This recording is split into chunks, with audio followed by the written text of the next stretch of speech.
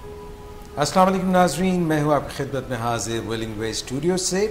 Doctor एजाज़ कुरैशी अब से लेकर इंशाल्लाह 6 बजे तक, बल्कि 6:30 बजे तक, क्योंकि प्रोग्राम में थोड़ा सा तवक्कुफ़, बारिश आपको पता है लाहौर में बहुत तेज़ हो रही थी, मूसलाधार बारिश, एक झड़ी लगी हुई थी, जिसकी वजह से हमने सोचा कि आप अपने अपने खैमों में और अपने अपने घरों में और जहाँ जहाँ भी आप बिल्कुल ईजी हो सकें और अपने आप को कंफर्टेबल फील कर सकें, वहाँ पे पहुँच जाएं। आपको एक टाइम दिया है हमने ताकि आप प्रोग्राम में भरपूर तरीके से शिरकत कर सकें, क्योंकि आज का प्रोग्राम जो है वो धमकियों पर है। और हमारे साथ प्रोग्राम में शरीक हैं विलिंग वेज के चीफ एग्जीक्यूटिव ऑफिसर और बैनुल अक़वामी मायानाज एडिक्शन साइकेट्रिस्ट डॉक्टर सदाकत अली सर, आपको खुशामदीद कहते हैं। और डॉक्टर साहब के वेल ट्रेन टीम, यहाँ से मैं शुरू करता हूँ। हमारे साथ नदीम नूर साहब हैं, सीनियर काउंसलर हैं, गुज़श्ता 15-20 साल से वाबस्ता हैं विलिंग वेज के साथ। इधर हमारे साथ जो है young and budding clinical psychologist हैं मिस सामना नवाज़, और हमारी असिस्टेंट डायरेक्टर हैं मिस शुमाइला बतूल, और उधर हैं ज़करिया जो कि जिन्होंने हमें थोड़ी देर कुछ ही अर्सा पहले ज्वाइन किया है विलिंग वेज में। आपको खुशामदीद कहते हैं। डॉक्टर साहब, मैं जो बात धमकियों की कर रहा था आज के प्रोग्राम में, हम गुज़श्ता जो 2 प्रोग्राम हमने किए थे उसमें हमने ये बात की थी कि एडिक्शन में जब कोई लव्ड वन हमारा प्यारा मुब्तला होता है तो फैमिली किस तरह से मुश्किलात का शिकार होती है। वो चाहती है कि वो एक भरपूर बेहतरीन ज़िंदगी गुजारने लगे, मगर सारी फैमिली अपने उस प्यारे की वजह से डिसफंक्शनल हो जाती है, जो कि सब्सटेंस एब्यूज़ या अल्कोहलिज़म का शिकार होता है। चाहे उसके माँ बाप हों, बीवी बच्चे हों, पूरी फैमिली जो है एक तरह से हाईजैक सी हो जाती है। और आपने इसके मुख्तलिफ़ पहलुओं पर बड़ी सैर हासिल गुफ्तगू की हमारे गुज़श्ता 2 प्रोग्राम्स में। आज उसी की तौजीह में हमने जो पिछली दफ़ा ज़िक्र किया था, और ज़िक्र था धमकियों के मुतालिक, जिनका एक ख़ास नाम आपने लिया था, और वो था वीटो थ्रेट्स।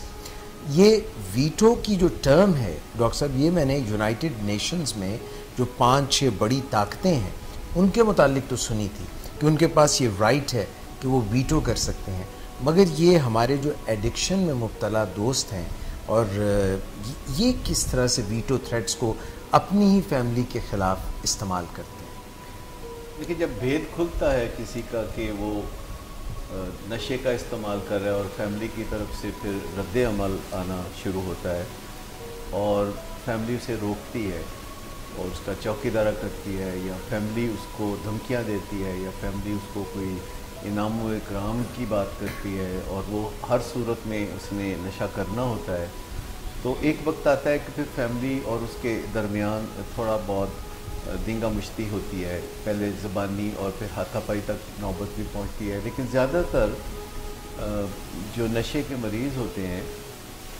वो कुछ ऐसे रास्ते निकाल लेते हैं, चौमुखी लड़ाई लड़ के, कि उनके नशा करने की राह में रुकावटें ना हों। और इसके लिए एक तरीका जो है, बहुत से तरीक़ों के अलावा एक तरीका वीटो थ्रेट्स देना। वीटो थ्रेट हमने ये टर्म उनके लिए रखी है जो किसी के साथ बात करते हैं, जैसे फैमिली मेम्बर के साथ बात करते हैं, और वो ये जानते हैं कि फैमिली मेम्बर्स उनसे प्यार करते हैं, और उस प्यार की वजह से वो कुछ अपने नुकसान की बात करते हैं। जैसे अगर कोई कहता है कि मैं खाना नहीं खाऊंगा, तो बज़ाहिर देखा जाए तो जो खाना नहीं खाएगा तकलीफ़ तो उसको होगी, लेकिन उन्हें पता होता है कि इससे मेरी माँ को भी तकलीफ़ होगी या भाई को तकलीफ़ होगी, या जो कहता है मैं फिर अपने आप को कुछ कर लूँगा, जैसे ज़ख्मी कर लूँगा, या मैं फिर अपनी ज़िंदगी को ख़त्म कर लूँगा, या मैं फिर पढ़ने नहीं जाऊँगा, या फिर घर छोड़ के ही चला जाऊँगा मैं, आप मेरी देखने को तरसेंगे आप। तो ये जो थ्रेट्स होती हैं जिसमें बंदा अपने नुकसान की बात करता है और दूसरे से बात मनवाना चाहता है। जैसे आपने देखा होगा पिछले चंद सालों में कोई बिजली के खंभे पे चढ़ के तो सोसाइटी को वीटो थ्रेट दे रहा होता है कि मेरी ये बात मानो, नहीं तो मैं ये कर लूँगा या वो कर लूँगा। और पिछले ज़माने में लोग भूख हड़ताल करके सड़क के किनारे बैठ जाते थे। पुराना ज़माना था जब लोग एहतजाज करते थे, मरण व्रत रख लेते थे या भूख हड़ताल करते थे, और बाकायदा फिर पुलिस आके बैठ जाती थी कि ये ना हो कि धमकी दे के खाते पीते रहें, और वो बाकायदा खाने पीने से फिर रोक देते थे। कहते फिर ये नहीं कि खाली कहो, इस पर अमल भी करो। ये जो वीटो थ्रेट्स होती हैं, ये इस्तेमाल करके फैमिली मेम्बर को मफलूज सा कर देते हैं पेशेंट, क्योंकि एकदम वो एक रोंगटे खड़े हो जाते हैं ये सुन के कि हमारा जो फैमिली मेम्बर है वो घर छोड़ के चला जाएगा, और उन्हें लगता है कि जो ये कहेगा ये करेगा ज़रूर। हालांकि कोई ऐसी क्रेडिबिलिटी या मरीज़ों की नहीं होती कि वो जो कहेंगे वो करेंगे ज़रूर। वो कहते रहते हैं कल से नशा नहीं करूँगा, फिर वो करते हैं। लेकिन घर वालों के जहन में बहुत से इमेजेस जाग उठते हैं जब वो कहते हैं कि मैं फिर अपने आप को कुछ कर लूँगा। और चूँकि नशे के मरीज़ों में ये होता भी है, दीवारों को ठुड्डे मारना, दरवाजे बैंग करना और अपने आप को छोटे छोटे ज़ख़म लगाना बाजू पे, फोराउंड पे। बातें नहीं करता। बाज़ ये भी होता है जो चरस या इस किस्म के नशे होते हैं जिससे कि पागलपन पैदा होता है, तो दीवारों से बातें भी करते हैं, बल्कि कहते हैं दीवारें उनसे बातें और फिर कहते भी सर दीवारों से बातें करना अच्छा लगता है। हाँ, और बाकायदा जो कहते हैं दीवारें भी उनसे बातें करती हैं। तो जो लोग भी इस तरह की बातें करते हैं, दर हकीकत उनके ज़हनी तवाज़ुन में तो कुछ ना कुछ फ़र्क होता है। यानी जो लोग ऐसे दावे करते हैं जिसकी कोई एविडेंस नहीं होती, जैसे कोई आवाज़ें आने की बात करते हैं, या लोग ऐसे तजर्बात की या एक्सपीरियंसेस की बात करते हैं जो सिर्फ जिसमें से वो गुजरते हैं, जैसे कि हाँ, जो लोग कहते हैं कि हमारे पास मौक्कल हैं या हमारे पास ये है या हमारे पास वो है, कि उनके कब्ज़े में जिन्नात हैं। तो ये बातें जो हैं ये सारी डिलूजनल हैं, ये ज़हनी बीमारी की निशानी है। हेलुसिनेशंस भी होती हैं सर कुछ लोगों को। हेलुसिनेशंस का मतलब खास तौर पर अगर कोई ड्रग्स यूज़ करे, जो चीज़ एग्जिस्ट नहीं करती और दूसरा बंदा नहीं देख सकता, एक ख़ास बंदा खुद उस तजर्बे में से गुज़रता है, तो ये सारे ज़हनी खलल की निशानियां हैं। और ये जो शुकूक शुबहात है, ये भी पैरानोया जिसको हम कहते हैं, खलल की निशानियां हैं। तो ये नशे के मरीज़ों में बहुत ज़्यादा होती हैं। मैं आपको बताऊं कि हर इखलाकी कबाहत के पीछे, अक्सर जुराइम के पीछे, मुआशी उलझनों के पीछे, ये ज़्यादातर आपको ड्रग एडिक्शन या अल्कोहलिज़म नज़र आएगा। पाकिस्तान में भी आप देखिए 60 की दहाई में, 70 की दहाई में ऐसे लोगों के हाथ में अनाने सियासत रही कि जो लोग खुल के कहते थे कि मैं थोड़ी बहुत पी लेता हूँ, कोई अवाम का खून तो नहीं पीता। तो ये जो चीज़ें हैं जिन्हें हम बड़ा ऑर्डिनरी समझते हैं, जैसे लोग सादा सिगरेट की बात करते हैं, तो कोई सिगरेट सादा नहीं होता, सिगरेट पॉइजनस होता है, नुकसानदेह होता है। लेकिन लोग कहते हैं कि इदी तो खैर है। मतलब जब हम इस तरह मार्जिन देना शुरू करते हैं तो फिर बात ज़रा दूर तक निकल जाती है। सर ये मैं सिर्फ वो डॉक्टर साहब जो बात करें तो उसकी कॉन्टीन्यूटी में मैं थोड़ी सी एक बात पूछना चाह रहा हूँ। सर ये जो जीनियस माइंड्स होते हैं, ईवल जीनियस भी कई दफ़ा कह लेते हैं, ऐसे लोग उनको कहते हैं, या जीनियस माइंड, मैं तो ये बात करना चाहता हूँ, यानी ब्रिलियंट माइंड्स। एक तो सर इनको क्या ज़्यादा माइंड केयर की ज़रूरत होती है, बिकॉज एट टाइम्स वो जो ब्रिलियंस है वो कहीं बाइपोलैरिटी की तरफ ना जा रही हो, तो उनको ज़्यादा अपनी जहनी सेहत का ख्याल रखना चाहिए। And on top of it उसको जो उनकी ब्रिलियंस है या उनकी जो हाई एक्टिविटी है, जो हाई स्ट्रंग है, वो उसके लिए अगर वो अल्कोहल यूज़ कर रहे हैं या कोई ऐसा नशा यूज़ कर रहे हैं, तो उससे क्या कबाहतें बढ़ जाती हैं या उससे कुछ आराम मिलता है, तखफीफ होती है? देखिए, ज़्यादातर जो बड़े लोग होते हैं, यानी कामयाब लोग ज़्यादातर होते हैं और किसी धुन में लगे होते हैं और कोई गोल्स के पीछे भाग रहे होते हैं, कोई पैशनेट होते हैं इन चीज़ों के बारे में, तो फिर वो अपनी ज़िंदगी में जो पर्सनल केयर है वो पूरी तरह नहीं कर पाते। वो जो इम्पॉर्टेंट चीज़ें होती हैं पर अर्जेंट नहीं होती, वो नहीं कर पाते। वो चीज़ें करते रहते हैं जो अर्जेंट एंड इम्पॉर्टेंट। तो अर्जेंट चीज़ों के पीछे भागते भागते इम्पॉर्टेंट चीज़ों को बैक बर्नर पे रख देते हैं और आहिस्ता आहिस्ता उनकी ज़िंदगी में से चीज़ें एक्सक्लूड होना शुरू होती हैं। पहले उनकी ज़िंदगी में से एक्सरसाइज की जो रिदम है वो आपको ख़त्म होती नज़र आती है। फिर वो नींद पूरी नहीं करते, कहते कोई बात नहीं, अगर आज नींद पूरी नहीं होगी तो मैं कल कर लूँगा, और वो नींद को कुर्बान करके तो कोई ना कोई अपना सिलसिला काम का या पैशन का वो उसको आगे बढ़ाते हैं। फिर इसी तरह लोग लड़ाई झगड़े बहुत करते हैं फैमिलीज़ में। लोगों ने एक समझ लिया है कि जो भी रिश्ता है अगर नहीं भी चलेगा तो खैर है, ये भी एक नया फिनोमेना है। आप 60 साल पहले, 50 साल पहले आप डिवोर्स का फिनोमेना पाकिस्तान में कभी नहीं देखते थे। आपके लिए ये एक ऐसी बात थी जो कभी नहीं सुनी होती थी कि किसी अजीज़ के फैमिली में डिवोर्स हुई है, जो कि अब टैबू था। अब रोज़मर्रा ये चीज़ें आपको देखने को मिलती हैं। वजह उसकी यह है कि पहले से उसकी गुंजाइश रखी होती है। यानी लोग शादी को ये कहते हैं गिव इट ए शॉट, यानी शादी के बारे में लोग कहते हैं चलो चल गई तो चल गई। यानी जो पहले पुराने जहालत के ज़माने में कहा जाता था कि जी बीवी पाँव की जूती होती है, अगर फिट नहीं आई तो फिर छोड़ देंगे, तो अब लड़कियां भी ये कहती हैं I am giving it A shot, चल गया तो चल गया, नहीं तो लोग ये तो नहीं ना पूछेंगे कि कुड़िए तेरा ब्याह क्यों नहीं होया। तो सारी कदरें जो हैं वो तब्दील हो रही हैं। घरों में बाप बेटे के दरमियान चपकलश है। पहले बाप बेटे के दरमियान कोई बहुत अच्छे रिलेशनशिप तो नहीं होते थे, पर एक खामोश गुजारा चलता रहता था। लेकिन अब जल्दी से नाराज़ होकर एक दूसरे से दूर होना बहुत आसान हो गया है, क्योंकि हर एक ने एक फैंटेसी रखी हुई है कि अगर कोई रिश्ता नहीं निभेगा तो कोई बात नहीं, उसे निभाने पे फोकस नहीं करना। वो एक फैंटेसी होती है कि एक विंडो है, एक रोशनदान है जिसमें से बाहर छलांग लगा देंगे। ये ऐसे ही है जैसे आप किसी ऐसी कश्ती में सवार हों जिसमें छेद हो और उसमें से पानी अंदर आ रहा हो और आपकी सेफ्टी बाहर निकल रही हो उसमें से, और आप उसमें कश्ती में सवार हैं। वैल्यूज चेंज हो गई over the period of time. अगर इतना बड़ा चेंज लोगों की सोच में आ रहा है कि वो इतनी बड़ी रिस्पॉन्सिबिलिटी को इस तरह से टेकन फॉर ग्रांटेड ले रहे हैं, तो ये कोई वैल्यू सिस्टम हमारा चेंज हो रहा है या व्हाट? वैल्यूज़ तो अभी उस हद तक चेंज नहीं हुई, लेकिन हमारे पास डेलिब्रेट करने का यानी सोचने का वक्त नहीं रहा। देखिए, जब हमारे पास चीज़ों के बारे में सोचने और फैसला करने के लिए वक्त कम होता है तो हम क्विक फिक्स की तरफ चले जाते हैं कि जो वक्ती तौर पर जिससे मसला हल हो।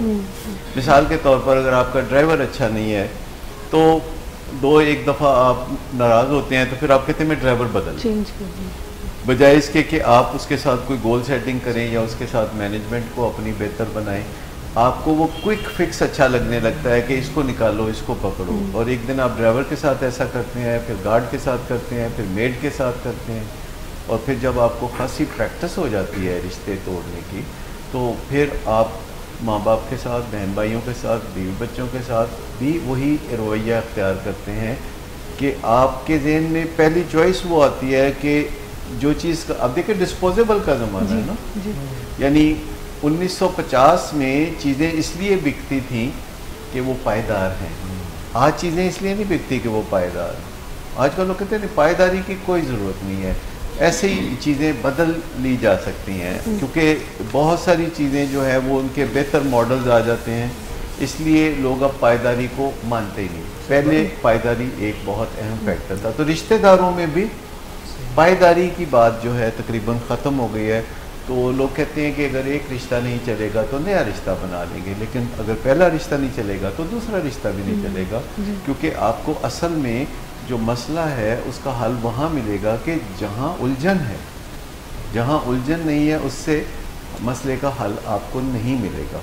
जैसे दो भाई हैं, अगर उनके दरमियान कोई मसला है और आप वक्ती तौर पर किसी तरह उस उलझन को दूर कर देते हैं क्विक फिक्स के ज़रिए, तो एक और चीज़ उनके दरमियान आ जाएगी जो कि मसला बन जाएगी। क्योंकि कोई भी छोटा मोटा तनाज़ा जो दुनियावी चीज़ों को लेके होता है, अगर आप किसी मैजिक से या कोई रकम खर्च करके उस मसले को हल भी कर दें, तो जो दो लोगों के दरमियान दिल की उलझन है वो बढ़ती चली जाएगी, वो ठीक करने से ठीक होगी। और अगर आप उलझने ठीक नहीं करेंगे और रिश्ते तोड़ते रहेंगे तो फिर हमारे जो न्यूरोट्रांसमीटर्स हैं वो बेकाबू हो जाएंगे, यानी वो ज़ोरदार तरीके से हमारे दिमाग के अंदर नफसियाती बीमारियों को पैदा करने लगेंगे, क्योंकि हम असल मसले को हल करने की बजाय क्विक फिक्स की तरफ जा रहे हैं। सो ये जो न्यूरोट्रांसमीटर्स होते हैं हमारे, ये इस वजह से भी ख़राब होते हैं जब हमें क्विक फिक्स के ज़रिए मसले हल करने की आदत हो जाती है, और दंगा फसाद हमारा ज़बानी या हाथापाई या घूरना ये चलता रहता है। इसके ऊपर दोहरा ये कि जब हम नींद पूरी नहीं करते और जब हम फिज़िकल एक्टिविटी में नहीं जाते, क्योंकि ज़्यादातर आजकल हमारे पास ऐसे सिस्टम में हम सीढ़ियाँ चढ़ने की बजाय लिफ्ट इस्तेमाल करते हैं, हम गाड़ी इस्तेमाल करते हैं, पैदल चलने से गुरेज करते हैं, हम किसी को आवाज़ देते हैं कि हमें ये चीज़ दे दो, पानी दे दो, खाना दे दो, हम हिलना जुलना नहीं चाहते, हम तशरीफ़ को रखना चाहते हैं, तशरीफ़ को उठाना नहीं चाहते। तो बहुत सारा मसला तशरीफ़ का भी है कि जो तशरीफ़ है अल्लाह ताला ने इतनी कंफर्टेबल बनाई है कि जब हमने तशरीफ़ रखी होती है तो हम बहुत ज़्यादा इंजॉय कर रहे होते हैं। तो उस तशरीफ़ को उठाना, ये भी रवाज डालना पड़ेगा। जैसे हम एक दूसरे कहते हैं आप तशरीफ़ रखिए, तो हम कहते हैं नहीं आप तशरीफ़ उठाइए ज़रा। अच्छा, जब हम तशरीफ़ उठाने लगते हैं तो मैं आपको बताऊं कि हमारे बहुत सारे काम संवर जाते हैं, प्रोक्रेस्टिनेशन ख़त्म हो जाती है, क्योंकि ज़्यादातर जो काम हमारे रह जाते हैं वो इस वजह से रह जाते हैं कि उसमें एक हिस्सा ये तशरीफ़ का भी होता है कि इसे उठाना पड़ता है। चाहे आपका काम कोई भी हो, आप कोई भी काम ज़हन में लाएं जो पिछले 3 हफ्ते में आप करते रहें, तो आपको पता चलेगा कि उसमें सैकड़ों बार आपने तशरीफ़ को ज़रूर ज़हमत दी थी। तो ये एक बहुत पहलू है। सर हम मज़ीद इस पे बात करेंगे। ये ऐसे मोड पे हम आ गए हैं, तशरीफ़ के मोड पे आ गए हैं। और मैं वो बात आपकी याद कर रहा था कि हम कई दफ़ा उलझनों को बेहतर करने की कोशिश कर रहे होते हैं, मगर जो असल वजह होती है उलझन की उसको सुलझा नहीं रहे होते, तो उलझन जो है वो बढ़ती चली जाती, बिल्कुल उसी तरह जिस तरह मर्ज़ बढ़ता गया जूं जूं दवा की। तो हम वापस सर इस पर और मज़ीद भी बात करेंगे, एक छोटी सी ब्रेक लेंगे। ब्रेक से जब पलट के आएंगे तो वीटो और वीटो थ्रेट्स की बात करेंगे और किस तरह से ज़िंदगी को हम बना सकते हैं अच्छा, दूसरों के लिए भी और अपने लिए भी। Will be talking more about it. महज आपके नशा करने या ना करने का मामला नहीं है, ये एक बीमारी का मामला है और वो बीमारी आ चुकी है जिसका सबूत ये है कि आपको बहुत ज़्यादा नशा करना पड़ता है और फिर भी उसका कोई आपकी मर्ज़ी का असर नहीं होता और कुछ मनफी असरात भी आते हैं। जैसे शराब के नशे में इंटॉक्सिकेशन होती है, इसी तरह दूसरे नशों में भी कुछ ज़िमनी असरात आते हैं। चरस के नशे में इरिटेबिलिटी होती है और बाज़ औक़ात तो डिल्यूजन्स होने लगते हैं, यानी ऐसे नज़रियात ज़हन में आने लगते हैं कि दूसरे लोग पागल समझने लगते हैं। तो वो उन टॉक्सिन्स की वजह से होते हैं जो नशे के जिस्म में सही तरह से प्रोसेस ना होने की वजह से सामने आते हैं। सबसे पहला जो नज़रिया है वो ये है कि मरीज़ को समझ में आ जाए कि उसके जिस्म में, यानी सिर्फ जहन में तो नशे का शौक़ पल रहा है, लेकिन जिस्म में नशे की मुखालफत उभर रही है। नशे के मरीज़ के वादों और इरादों से कुछ नहीं होता इस बात से है कि वो करता क्या है, उसके अमल क्या है। चूँकि फैमिली मेम्बर का बड़ा गहरा रिश्ता होता है अपने प्यारे से जो नशे की बीमारी में है, तो वो अगर आगे बढ़ के पहले कुछ ट्रेनिंग लें और फिर पेशेंट के साथ, मरीज़ के साथ बात करें, मिलजुल कर बात करें, एहतराम से बात करें, मोहब्बत से बात करें, तो बहुत जल्द मरीज़ का इलाज हासिल करने के लिए कायल होना मुमकिन हो जाता है। You asked for it programme का सेकंड सेगमेंट और हम आपको खुशामदीद कहते हैं ब्रेक के बाद। डॉक्टर साहब, ब्रेक पे जाने से पहले हम ये बात कर रहे थे कि हमारे प्यारे जिनके हाथ में हमारा दिल होता है, उनकी गिरफ्त में हमारा दिल होता है और उनको मालूम होता है क्योंकि हमारा उनसे बहुत प्यार का रिश्ता होता है और वो ये जानते हैं कि अगरचे वो गड़बड़ कर रहे हैं, वो जो आप कह रहे थे ना let's give it a shot, तो वो देख रहे होते हैं कि let's give it a shot और हर रात को वो they take few shots and then take few shots more and they are checking out with their loved ones, with their family members that whether they can take these shots or not। यानी जो shots खुद को दे रहे होते हैं drink के, alcohol की सूरत में, कभी यहाँ पे वो स्ट्रेंग्स की सूरत में, और साथ में वो ये भी देख रहे होते हैं कि हम कहाँ तक इनको धकेल सकते हैं और इनका दिल जो हमारी मुट्ठी में उसको भींच के वो चेक करते हैं कि कितना बर्दाश्त कर सकते हैं। कभी भूख हड़ताल की बात करते हैं जो आपने पहले भी जिक्र किया कि पुलिस आके बैठ जाती है। मैं पूछना ये चाहता हूँ कि जब कोई जो धमकी देता है वो हमारा प्यारा जो कि नशा कर रहा होता है और अपनी ज़िंदगी को बर्बाद कर रहा होता है और ख़ुद भी डिसफंक्शनल हो रहा होता है, फैमिली को भी डिसफंक्शनल कर रहा होता है, तो अगर वो भूख हड़ताल कर रहा है तो करने दें, क्या हर्ज है? कितने दिन भूख हड़ताल करेगा? Would that be a good idea? नहीं, देखिए हम जो इंसानों के साथ रिश्तों में बंधे होते हैं तो उनकी हर चीज़ हमें मुतासर करती है, हत्ता कि जो रिश्तेदार नहीं भी होते हैं। सच आप चौक में सिग्नल पे गाड़ी खड़ी करते हैं और कोई सख्त गर्मी में कोई बच्चा नंगे पाँव सड़क पे चल रहा होता है और आपको दिखा रहा होता है, तो आप उसको कुछ ना कुछ रुपया पैसा देते हैं, और हालांकि आपकी उसके साथ कोई रिश्तेदारी नहीं है, पर आपकी इमोशनल स्ट्रिंग्स वो पुल कर रहा है। लेकिन घरों में सबसे जो कॉमन वीटो थ्रेट है, जिसे आज हम अभी डिस्कस करने लगे हैं पहली दफ़ा, वो वीटो थ्रेट है कि मैं पढ़ूंगा नहीं। यानी लफ्ज़ों में या लफ्ज़ों के बगैर या इशारे कनाए से घरों में जितने भी टीनेजर है ख़ास तौर पर, वो अपने वालिदैन को इशारे कनाए में ये बता रहे होते हैं कि अगर आपने हमारी बातें ना मानी तो फिर हम पढ़ेंगे नहीं। और पिछले कोई 300-400 साल में आहिस्ता आहिस्ता ये जो स्कूल कॉलेज और यूनिवर्सिटी की एजुकेशन है, इसका शौक़ और क्रेज़ जो है इस कदर बढ़ गया है कि वालिदैन के लिए ये जानकुनी का मसला बन गया है। यानी उनकी जान जो है सूली पर लटक जाती है जब कोई उनका बच्चा बच्ची जो है पढ़ाई के बारे में इशारे कनाए में ये कहता है, तो वो उसकी हर बात मानने के लिए तैयार हो जाते हैं। और ये एक बड़ी मुश्किल सिचुएशन होती है, क्योंकि वालिदैन की तमन्ना बेपनाह होती है कि उनकी औलाद पढ़े। हालांकि पढ़ना या ना पढ़ना औलाद का मसला है, आपका मसला ये है कि वो आपका बेटा है। आपका मसला ये नहीं है कि वो पढ़ेगा कि नहीं पढ़ेगा। इसी तरह नशे के मामले में नशा आपके बेटे का मसला है, आपका मसला नहीं है। आपका मसला ये है कि वो आपका बेटा है। तो आपको अपने रिश्ते पे फोकस करने की ज़रूरत है। जो रिश्ता आपको मुश्किलात दे रहा है, उस रिश्ते की जो मुश्किलात हैं उनको हल करने की ज़रूरत है। सर, पेरेंट्स इस बात को बिल्कुल भी अंडरस्टैंड नहीं, यानी यहाँ पर हम ऐसे केसेस देखते हैं कि जो पढ़ाई को समझते हैं कि, यानी समटाइम तो ऐसे केसेस भी आते हैं कि ये पढ़ता नहीं तो उसको पढ़ाने पे, यानी प्रॉब्लम मूड नहीं उनको नज़र आ रही होती कि मूड प्रॉब्लम है और उसकी वजह से इसका पढ़ने को दिल नहीं चाहता। उनको लगता है कि ये पढ़ता नहीं है, और वो प्रेजेंटिंग कंप्लेंट में पढ़ाई को लिख रहे होते, बता रहे होते हैं कि ये पढ़ता नहीं है। और जब हम उनको एजुकेट करते हैं तो वो समटाइम तैयार नहीं होते इस बात को मानने के लिए कि पढ़ाई ना करे, या इसकी अभी सेहत पहले है और इसकी मेंटल हेल्थ पहले है, पढ़ाई बाद में। वो समटाइम ऐसा हमें फील करवा रहे होते हैं कि ये शायद कोई आपको एलियन सी बात है। शुमाइला की बात में एक चीज़ ऐड करना चाहता हूँ। नशा आपने फरमाया कि बच्चे का मसला है, आपका मसला नहीं है, पढ़ाई उसका मसला है, आपका नहीं है। तो बेटा है, बेटी है, ये मसला आपका है कि वो आपका बेटा है।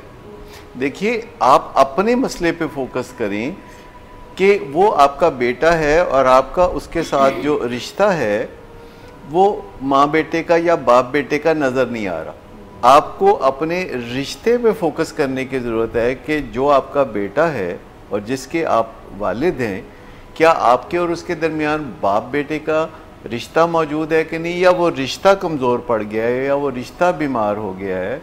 तो हमें एक्चुअली मसाइल इस तरह होते हैं कि जैसे नशा है, तो ये हज़ारों साल से इंसान देख रहा है, और पहले ज़मानों से ही ये चलता आ रहा है कि कोई ना कोई नशा दुनिया के हर खित्ते में किया जाता था, और ये पुरानी आफत हो गई है जिस पे वालिदैन उस कदर एकदम से चोट नहीं महसूस करते। मिसाल के तौर पर बहुत सारे ऐसे लोग हैं जो आपको नेशनल सीन पे नज़र आते हैं जो नशा करते हैं, जैसे पायलट्स नशा करते हैं, जैसे कि बहुत से और डॉक्टर्स, इंजीनियर्स, ब्यूरोक्रेट्स, खिलाड़ी, ये सब नशा करते हैं। बट सो फार एज वो परफॉर्म ठीक करते हैं जब तक, तो इस पर कोई ह्यू एंड क्राई नहीं होती। लेकिन जब उनकी परफॉर्मेंस ख़राब होती है तो फिर हम नशे के मामले को सीरियस लेना शुरू करते हैं। तो नशा एक पुराना फिनोमेना है, तालीम एक नया फिनोमेना है। ये हमारा नया शौक़ है।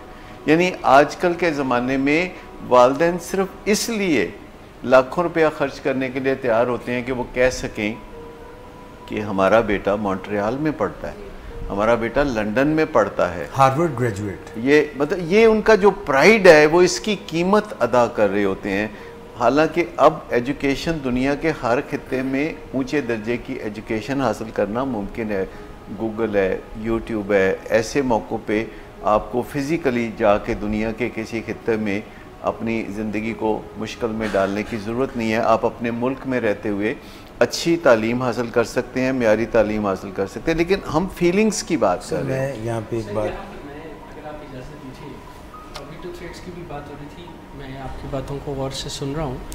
ये जो इमोशनल वल्नरेबिलिटी है ना पेरेंट्स में, कि ये कह के फेस सेविंग हो जाए कि उनका बेटा मॉन्ट्रियल में या वाशिंगटन में या लंदन में या कहीं और पढ़ता है, इस इमोशनल वल्नरेबिलिटी को बच्चा भी पहचान लेता है और इसी के नतीजे में एक थ्रेट, वीटो थ्रेट का दर्जा वो नुकता है कि वालिदैन ऐसी हरकतें कर रहे होते हैं कि वो जल्दी पता चल जाता है कि वालिदैन कैसे, उनकी कुंजी कहाँ है बात मनवाने की। मैं आपको बताऊं कि बड़ी बड़ी बातों के हवाले से जब बच्चा एक दफ़ा 16 साल का बच्चा कह देता है या 18 साल का बच्चा कह देता है कि ठीक है फिर पढ़ाई का तो फिर अल्लाह ही हाफ़िज़ है, फिर तो वो मैं मुश्किल ही है कि कर पाऊँ, मेरा दिल नहीं लगता इस चीज़ में, अगर गाड़ी ना हुई मेरे पास तो फिर पढ़ाई मैंने क्या करनी है, जब मुझे एक मोटरसाइकिल नहीं आप लेके दे सकते, या जब मेरी आप ये बात नहीं मान सकते या मेरी वो बात नहीं मान सकते, या मैं अगर पढ़ाना ही चाहते हैं तो फिर मैं तो वो यूके में जाके पढ़ सकता हूँ, मेरे सारे दोस्त यूके में पढ़ रहे हैं। अच्छा, ये जो एक चीज़ है जो एकदम वालिदैन परेशान हो जाते हैं, तो सबसे पहले तो ये पढ़ाई का मामला है। जो नशे के मामले में भी ये होता है कि अच्छा अगर मुझे ज़्यादा आप रोक टोक करेंगे, चरस का क्या है, सारे मेरे दोस्त पीते हैं, वो मेरे सारे दोस्त जो हैं डिस्टिंक्शनें ले रहे हैं चरस पी के और फलाने ड्रग्स लेके और फलाना करके, अगर आप चाहते हैं मैं पीछे रह जाऊँ तो भी ठीक है। मतलब मैं हैरत अंगेज़ तौर पर, अभी मैं कल ही एक पेशेंट से बात कर रहा था, तो मैंने कहा अच्छा जी आपकी ज़िंदगी में क्या मामला चल रहा था, कहते नहीं कुछ भी मामला नहीं था। मैंने कहा तो वालिदैन ने आपको इलाज के लिए भेजा है ना, तो कहते नहीं, वो कहते हैं मैं ड्रग्स करता हूँ, ड्रग्स तो मैं छोड़ चुका हूँ, अभी देखे मैं उम्रा करके आया हूँ। तो मैंने कहा नहीं कोई तो वजह होगी ना कि ये यहाँ तक इलाज तक नौबत पहुँची और आप यहाँ पर आए। तो मैंने साथ ही अपने असिस्टेंट को कहा कि इनका यूरिन सैंपल ले लें, ये कह रहे हैं कि मैं 1.5-2 महीने से ड्रग्स नहीं कर रहा था। तो उन्होंने कहा नहीं वो सैंपल क्या लेने की ज़रूरत है, यूरिन टेस्ट तो इनका हो चुका है और ये रिज़ल्ट है। और उसमें 4 ड्रग्स थी, कोकेन इस्तेमाल कर रहे थे जो यूरिन सैंपल में थी, मारिजुआना थी यूरिन सैंपल में, बेंजोडाइज़ेपिन यूरिन सैंपल में थी, और एक कोई और ड्रग, हाँ एम्फेटामाइन थी यूरिन उसके सैंपल में। तो कहते नहीं कोकेन का तो आपकी रिपोर्ट ही गलत है, ये तो मैंने किए कोई नहीं। तो मैंने कहा बाकी 3, कहता वो तो मेरे घर वाले खुद कहते हैं कि बेशक कर लो। मैंने कहा नहीं वो ये नहीं कहते कि आप बेशक कर लो, या आप उनकी गर्दन पे अंगूठा रख के तो मनवाते हैं कि ये मुझे करने दो। कहते नहीं आप उनसे पूछ के देख लें, इस पर उनको कोई इतराज़ नहीं है। यानी जिस चीज़ को गर्दन पे अंगूठा रख के बच्चे मनवाते हैं वीटो थ्रेट्स करके, अच्छा अगर आप मुझे ज़्यादा रोकेंगे तो फिर मैं रातों को घर ही नहीं आऊँगा, फिर मैं बाहर ही रहा करूँगा। तो मतलब एकदम जो मतलब मौत दिखा के तो बुखार पे राज़ी करते हैं अपने वालिदैन। तो ये वीटो थ्रेट से निपटना वालिदैन के लिए बहुत ज़रूरी है, इसीलिए हम इस मौजू के ऊपर सैर असल बहस कर रहे हैं कि वीटो थ्रेट से कैसे निपटें। जब वो कहता है मैं फिर खाना नहीं खाऊँगा, अच्छा माँ को एकदम पता नहीं क्या होने लगता है कि एक दिन बच्चा खाना नहीं खाएगा तो क्या होगा। भाई आप उस चीज़ से कोप कर सकते हैं, आप कह सकते हैं कि बेटा खाना तो मौजूद है, अगर आप खाना अभी नहीं खाओगे तो ठहर के खा लेना, अगर आपको जब भूख लगे तब खा लेना, या अगर आप खाना नहीं खाओगे तो आपके और हमारे दरमियान ये मसला तो हल नहीं होगा, मसला तो बातचीत से हल होगा। और ये खाना बीच में से कहाँ से आ गया? अगर आप खाना नहीं खाओगे तो हमें भी खाना खाना अच्छा नहीं लगेगा, क्योंकि आपको भूखा देख के हम अपना पेट कैसे भरेंगे? आप मोहब्बत से बात करते हैं तो दूसरा बंदा समझ जाता है, या वो कहता है कि जी अच्छा फिर ठीक है मैं पढ़ूंगा नहीं, तो आप कहते हैं कि बेटा अगर आप पढ़ोगे नहीं तो आपका नुकसान है, अगरचे ये हमें भी अच्छा नहीं लगेगा और हमें भी इससे कोफ्त होगी कि आप तालीम से महरूम रहोगे, और हमें इससे प्राइड भी नहीं मिलेगा, सेटिस्फेक्शन भी नहीं मिलेगा, और आप अपने दूसरे बहन भाइयों की निस्बत पसमानदा ज़िंदगी गुजारोगे। ये मसले का हल नहीं है, तुम्हारा जो असल मसला है उसको डिस्कस क्यों नहीं करते? पेरेंट्स या तो कहते हैं कि ठीक है मत खाओ, या घर छोड़ के चले जाओ, कल के जाते आज जाओ, या वो बात जो ज़्यादातर तो बात मान लेते, लेकिन एक ये ऐसे भी पेरेंट्स का एग्जांपल्स हैं कि जो कहते हैं कि चलिए ठीक है नहीं तो ना सही, अगर आप घर छोड़कर जाना चाहते हैं तो जाएं, और फिर बच्चे चले भी जाते हैं समटाइम्स घर छोड़। देखिए पहली बात तो यह है कि गुस्से का जवाब गुस्सा नहीं होता, धक्के का जवाब भी धक्का नहीं होता, और हम पार्टिंग किक्स नहीं देते। जब लोग अपनी बैड इंटेंशंस का इजहार करें तो आप कभी उसे एंडोर्स नहीं करते, कभी उसे सेकंड नहीं करते। अगर कोई आपको धमकी देता है कि मैं थप्पड़ मारूंगा तो आप कभी ये नहीं कहते कि अच्छा मार के दिखाओ। भाई ये कौन सा ऐसा कोई एक्रोबैट है जो कोई नहीं कर सकता? अगर आप कहोगे मार के दिखाओ तो वो मार के दिखा देगा। तो आप कभी गलत चीज़ों को एंडोर्स नहीं करते। आप कहते हैं नहीं ये थप्पड़ मारने की तो ज़रूरत ही कोई नहीं, जब मैं आपकी बात तवज्जो से सुन रहा हूँ, आप जब तक बोलेंगे मैं हमतन गोश रहूँगा, मैं आपकी बात तवज्जो से सुनूँगा, लिहाजा मारपीट की ज़रूरत नहीं है। आप अगर कुछ लिख के तफसील से मुझे बताना चाहें मैं उसके लिए भी तैयार हूँ। आपका मैं नुक्ता नज़र सुनना चाहता हूँ, मैं अच्छी तरह आपकी बात सुन के फिर मैं कोई जवाब देना चाहता हूँ। तो पार्टिंग किक्स नहीं देते, क्योंकि फैमिली मेम्बर भी इमोशनल हो जाते हैं जब कोई अपना प्यारा लाडला जो ड्रग्स इस्तेमाल करने लगता है।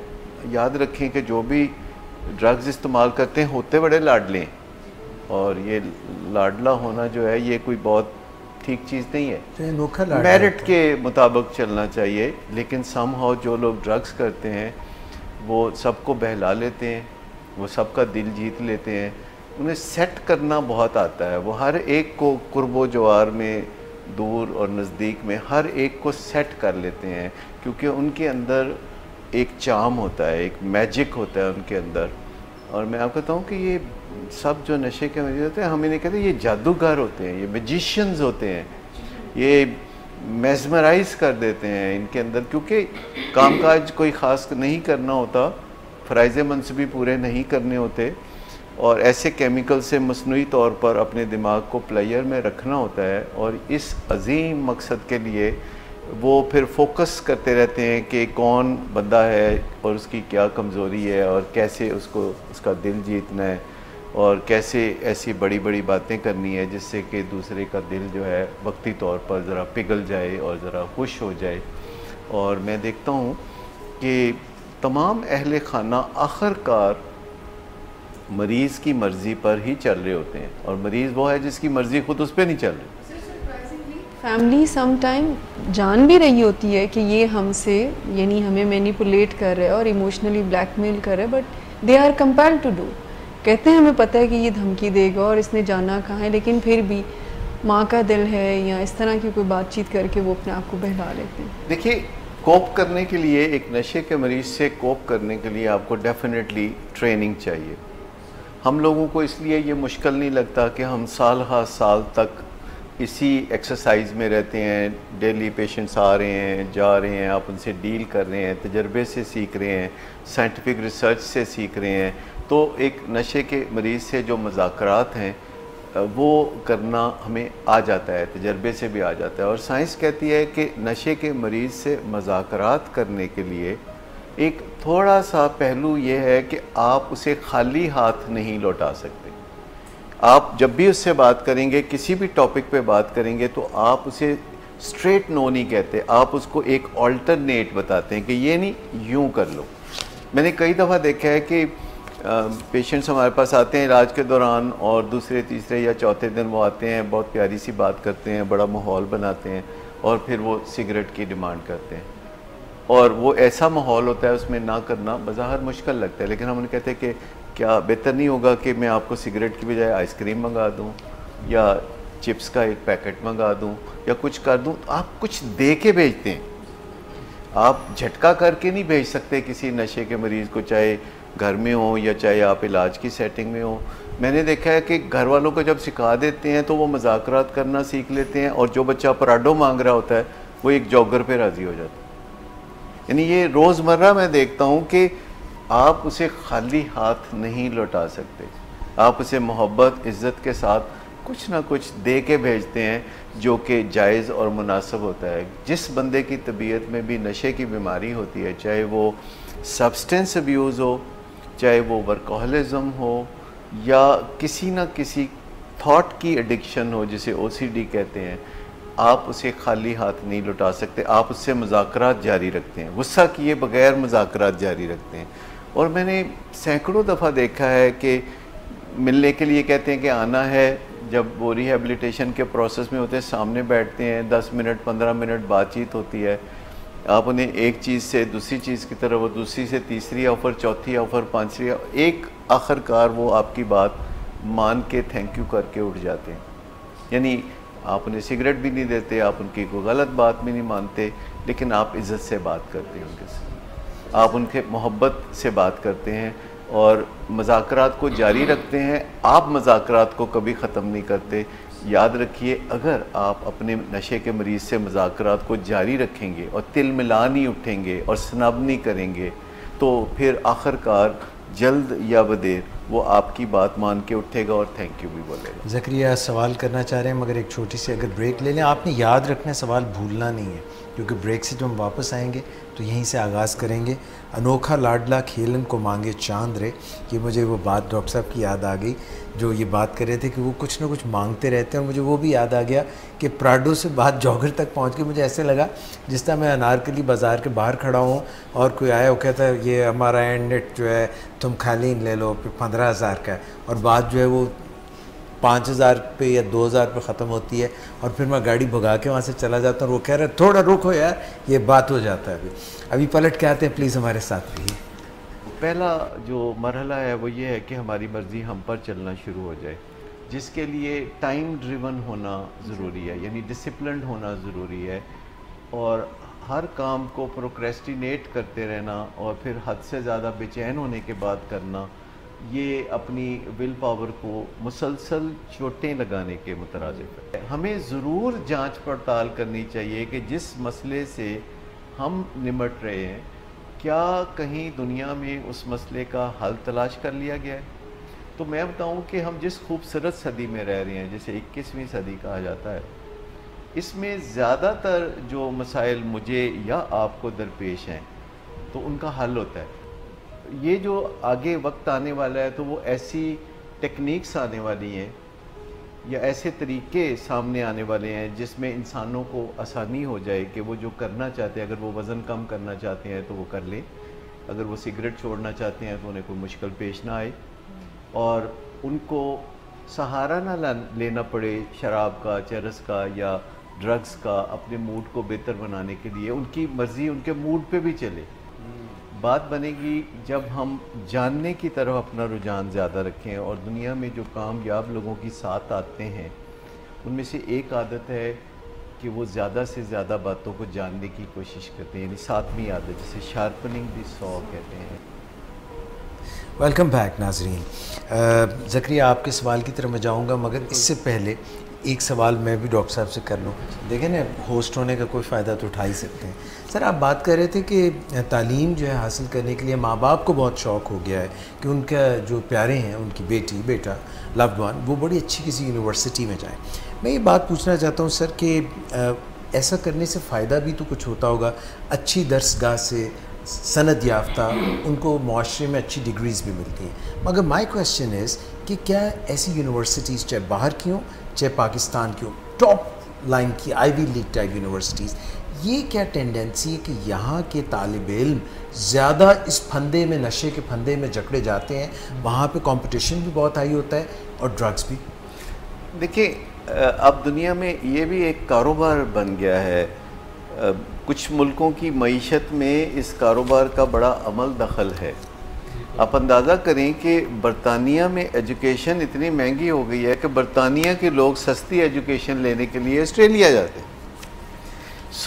ये जो लोग इकट्ठे हो जाते हैं दुनिया की बेहतरीन दरसगाहों में, जो यकीनन 200-250 साल का ट्रैक रिकॉर्ड रखती हैं बेहतरीन तालीम का, और पाकिस्तान में भी ऐसी यूनिवर्सिटीज़ हैं जो बेहतरीन तालीम मुहैया करती हैं, लेकिन सूरत हाल ये है कि तेरा दिल तो है सनम आशना, तुझे क्या मिलेगा नमाज में, जब आप यूनिवर्सिटी इस नीयत से जाते ही नहीं कि आपने अपने आप को इल्यूमिनेट करना है। आप जाते हैं इस नीयत से कि आपने उस स्टेटस को एंजॉय करना है कि आप यूनिवर्सिटी में पढ़ रहे हैं और आप एक बड़े इंसान बन रहे हैं अपनी तरफ से, सो टू से।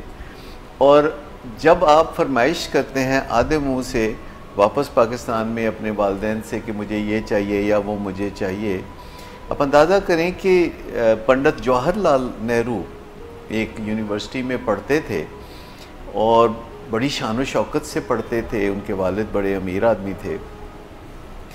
और एक दफ़ा वो जो गाड़ी गई मर्सिडीज़ उनको लेने जाती थी, तो वो गाड़ी गई तो ड्राइवर चूँकि नया था तो वो गलत गेट पे वेट करता रहा, और पंडित जवाहरलाल को, नेहरू को बहुत कोफ्त हुई कि वो गाड़ी उसको नहीं मिली और उसे किसी और तरीके से घर पहुंचना पड़ा, और अपने वालिद से वो नाराज़ हुए कि मुझे गाड़ी क्यों नहीं मिली। तो उन्होंने बजाय इसके कि उसको समझाते कि एक दिन हो जाता है, कभी गाड़ी नहीं भी मिलती तो कोई कोफ्त की बात नहीं, आप किसी दूसरे तरीके से आ गए हैं तो कोई हर्ज नहीं। तो उन्होंने ये नहीं कहा, उन्होंने कहा बेटा देखो तुम्हारी यूनिवर्सिटी के 8 गेट हैं, अब कल से यूनिवर्सिटी के हर गेट पे गाड़ी आपका इंतज़ार करेगी, आप जिस गेट से चाहे बाहर आओ आपके सामने गाड़ी इंतज़ार करेगी। लेकिन जब वो वहाँ से पढ़ के वापस आए तो उन्होंने सादगी को अपनाया, क्योंकि उनके ऊपर एक मुल्क के वज़ीर आज़म होने का बोझ था और उस बोझ तले दब गए। जो ज़िम्मेदार लोग होते हैं वो बोझ तले दब जाते हैं, और जो ज़िम्मेदार लोग नहीं होते वो बोझ के नीचे से निकल के तो बाहर हो जाते हैं। सो मैं आपको बताऊं कि ये जो यूनिवर्सिटीज़ के अंदर आप जब दिल से जाएंगे, जब आप लाइब्रेरी में जाके बैठेंगे, जब आप कैफेटेरिया की तरफ रुख नहीं करेंगे, या आप यूनिवर्सिटी को रोमांटिक एडवेंचर की जगह नहीं समझेंगे, तकरीबन जो टाइम हमारा तालीम की तरफ तवज्जो देने का होता है वही वक्त हमारा रोमांटिक एडवेंचर्स की तरफ तवज्जो देने का भी होता है। तो ये जो कोइंसिडेंस है कि जिस उम्र में हमने अपने आप को तालीम से संवारना होता है तो उसी उम्र में हम अपने आप को रोमांस से बिगाड़ते हैं, और जब रोमांस बिगड़ते हैं तो ट्रेडिशनली फिर हम मजनू बन जाते हैं, फिर हमें सिगरेट तो चाहिए गम गलत करने के लिए, फिर चरस चाहिए उस गम को बुलाने के लिए, फिर हमें शराब का भी चस्का पड़ता है क्योंकि हमारा ब्रेकअप जो हो गया है। तो ये सारी चीज़ें जो हैं ये एक दूसरे से इंटरकनेक्टेड हैं। तो यूनिवर्सिटी कोई बहुत संवार की जगह नहीं होती। ज़्यादातर लोग जो यूनिवर्सिटी जाते हैं वो वहाँ से बहुत संवर के नहीं आते। अगर संवर के आते तो कामयाबी की शरह यूनिवर्सिटी से फारिग तहसील होने वालों की कामयाबी की शरह 4% ना होती। यानी जो लोग यूनिवर्सिटी से फारिग होते हैं तो ज़िंदगी की दौड़ में उनमें से कितने कामयाब होते हैं, वो 4% है। और जो लोग स्कूल में पहला कदम रखते हैं उनका एजुकेशन को मुकम्मल करना, यानी कम से कम 16 साल की एजुकेशन को मुकम्मल करना और अपने असली इरादे यानी वालिदैन के इरादे के मुताबिक डॉक्टर, इंजीनियर या किसी शोबे में आखिरी तालीम हासिल करने का जो इम्कान है वो भी 4% होता है। इससे आप अंदाज़ा करें कि इस दुनिया को कोई पढ़े लिखे लोगों ने बहुत सर पे नहीं उठाया हुआ। असल चीज़ किरदार है कि आप जहाँ भी हों, क्या आप करैक्टर एथिक पे काम कर रहे हैं कि नहीं। ये जो दुनियावी तालीम है जो यूनिवर्सिटी में मिलती है ये पर्सनैलिटी एथिक को संवारती है। ये आपको कपड़े पहनने सिखाती है, ये आपको बातचीत करना सिखाती है, ये मेल मिलाप करना सिखाती है, ये समझदारी नहीं सिखाती। तो जो करैक्टर एथिक है वो फिर एक इंसान के अंदर तलब होती है, क्योंकि जब वो पर्सनैलिटी एथिक पे काम करता है और करैक्टर एथिक पे काम नहीं करता तो वो बेचैन रहता है, उसे गुस्सा आता है, उसको परेशानी होती है, वो हर्ट होता है, और फिर वो अपने अंदर सोचता है कि ये मेरी तकलीफ़ कहाँ से उभरती है। तो उसे पता चलता है कि ये बाहर से नहीं, ये मेरे अंदर से उभरती है, ये मेरी हड्डियों में कोई फ़र्क है। तो अपनी हड्डियों पे काम शुरू करता है, जिसको हम करैक्टर एथिक कहते हैं। पर आप अंदर से शुरू करें आप या बाहर से शुरू करें, बहरहाल आपने बीच में ही आके मिलना होता है। अगर आपका पर्सनैलिटी एथिक पहले निखर गया है तो आप करैक्टर एथिक पे काम कर सकते हैं, और अगर आपका करैक्टर एथिक पहले निखर गया है तो फिर पर्सनैलिटी एथिक पे काम करना होगा। अमलन देखने में यह आया है कि जो लोग पर्सनैलिटी एथिक पे काम करते हैं फिर वो करैक्टर एथिक को गैर ज़रूरी समझते हैं, और जो लोग करैक्टर एथिक पे काम करते हैं वो पर्सनैलिटी एथिक पे यानी दुनियावी आसाइशों और मालो दौलत को बेकार कहने लगते हैं। तो एक दरमियान में जहाँ आपका मिलाप होता है करैक्टर एथिक का और पर्सनैलिटी एथिक का, तो उससे आपकी ज़िंदगी खुशहाली की तरफ गामज़न होती है। यानी कि जब हम यूनिवर्सिटी में जाते हैं तो let main thing be the main thing. अगर हम जो है वहाँ पे गए हैं फॉर एजुकेशन तो उसकी तरफ तवज्जो होनी चाहिए, ड्रग्स की तरफ नहीं होनी चाहिए। और फिर हम किसी दरसगाह में दाखिल हो रहे हैं और हम वहाँ पे दाखिल होते हुए कह रहे हैं कि बड़े अरमानों से रखा है कदम, प्यार की दुनिया में ये पहला कदम, तो वो गड़बड़ हो जाएगी। देखिए, वालिदैन को बहुत जल्द अर्ली ऑन ये सीख लेना चाहिए कि कैसे बच्चों के हाथों इमोशनली ब्लैकमेल नहीं होना। इसका रास्ता है कि बच्चों की इज़्ज़त करें, बच्चों से प्यार करें। जब आप प्यार ज़्यादा करेंगे और जब आप इज़्ज़त ज़्यादा करेंगे तो आप बच्चों से बदसलूकी नहीं कर सकते। और ये भी बदसलूकी है जब हम बच्चों की गलत फरमाइशें पूरी करते हैं, जब हम बच्चों को बिगाड़ने लगते हैं। जब बच्चे हमारे कहते हैं कि सब लोग रात को घर लेट आते हैं तो आप मुझे जल्दी आने पे क्यों मजबूर कर रहे हैं, तो आप बच्चों को कहते हैं कि सब लोगों की ज़िम्मेदारी हम पर नहीं है और सब लोगों को हम जानते भी नहीं है। आप हमारे बेटे हो, आप अपनी लॉजिक बयान करो कि रात को देर से कौन सा ऐसा काम है नेकी का जो बाहर होता है, जो आप करना चाहते हो और जो दिन को नहीं हो सकता। और जो वल्नरेबल टाइम है तमाम एडिक्शंस का, इवन ओवर ईटिंग जो कि एक सब्सटेंस एडिक्शन है, इसका भी जो डेंजर जोन है वो शाम 6 बजे से शुरू होकर रात 12 बजे तक रहता है, थोड़े से फ़र्क के साथ। बाकी भी जितने पुट्ठे काम हैं ये सब शाम को ज़्यादा होते हैं। सुबह के टाइम पे तो अमेरिका में और यूके में जुआ खाना भी खाली पड़े होते हैं, कोई जुआ खेलने भी नहीं आता सुबह नाश्ता करने के बाद।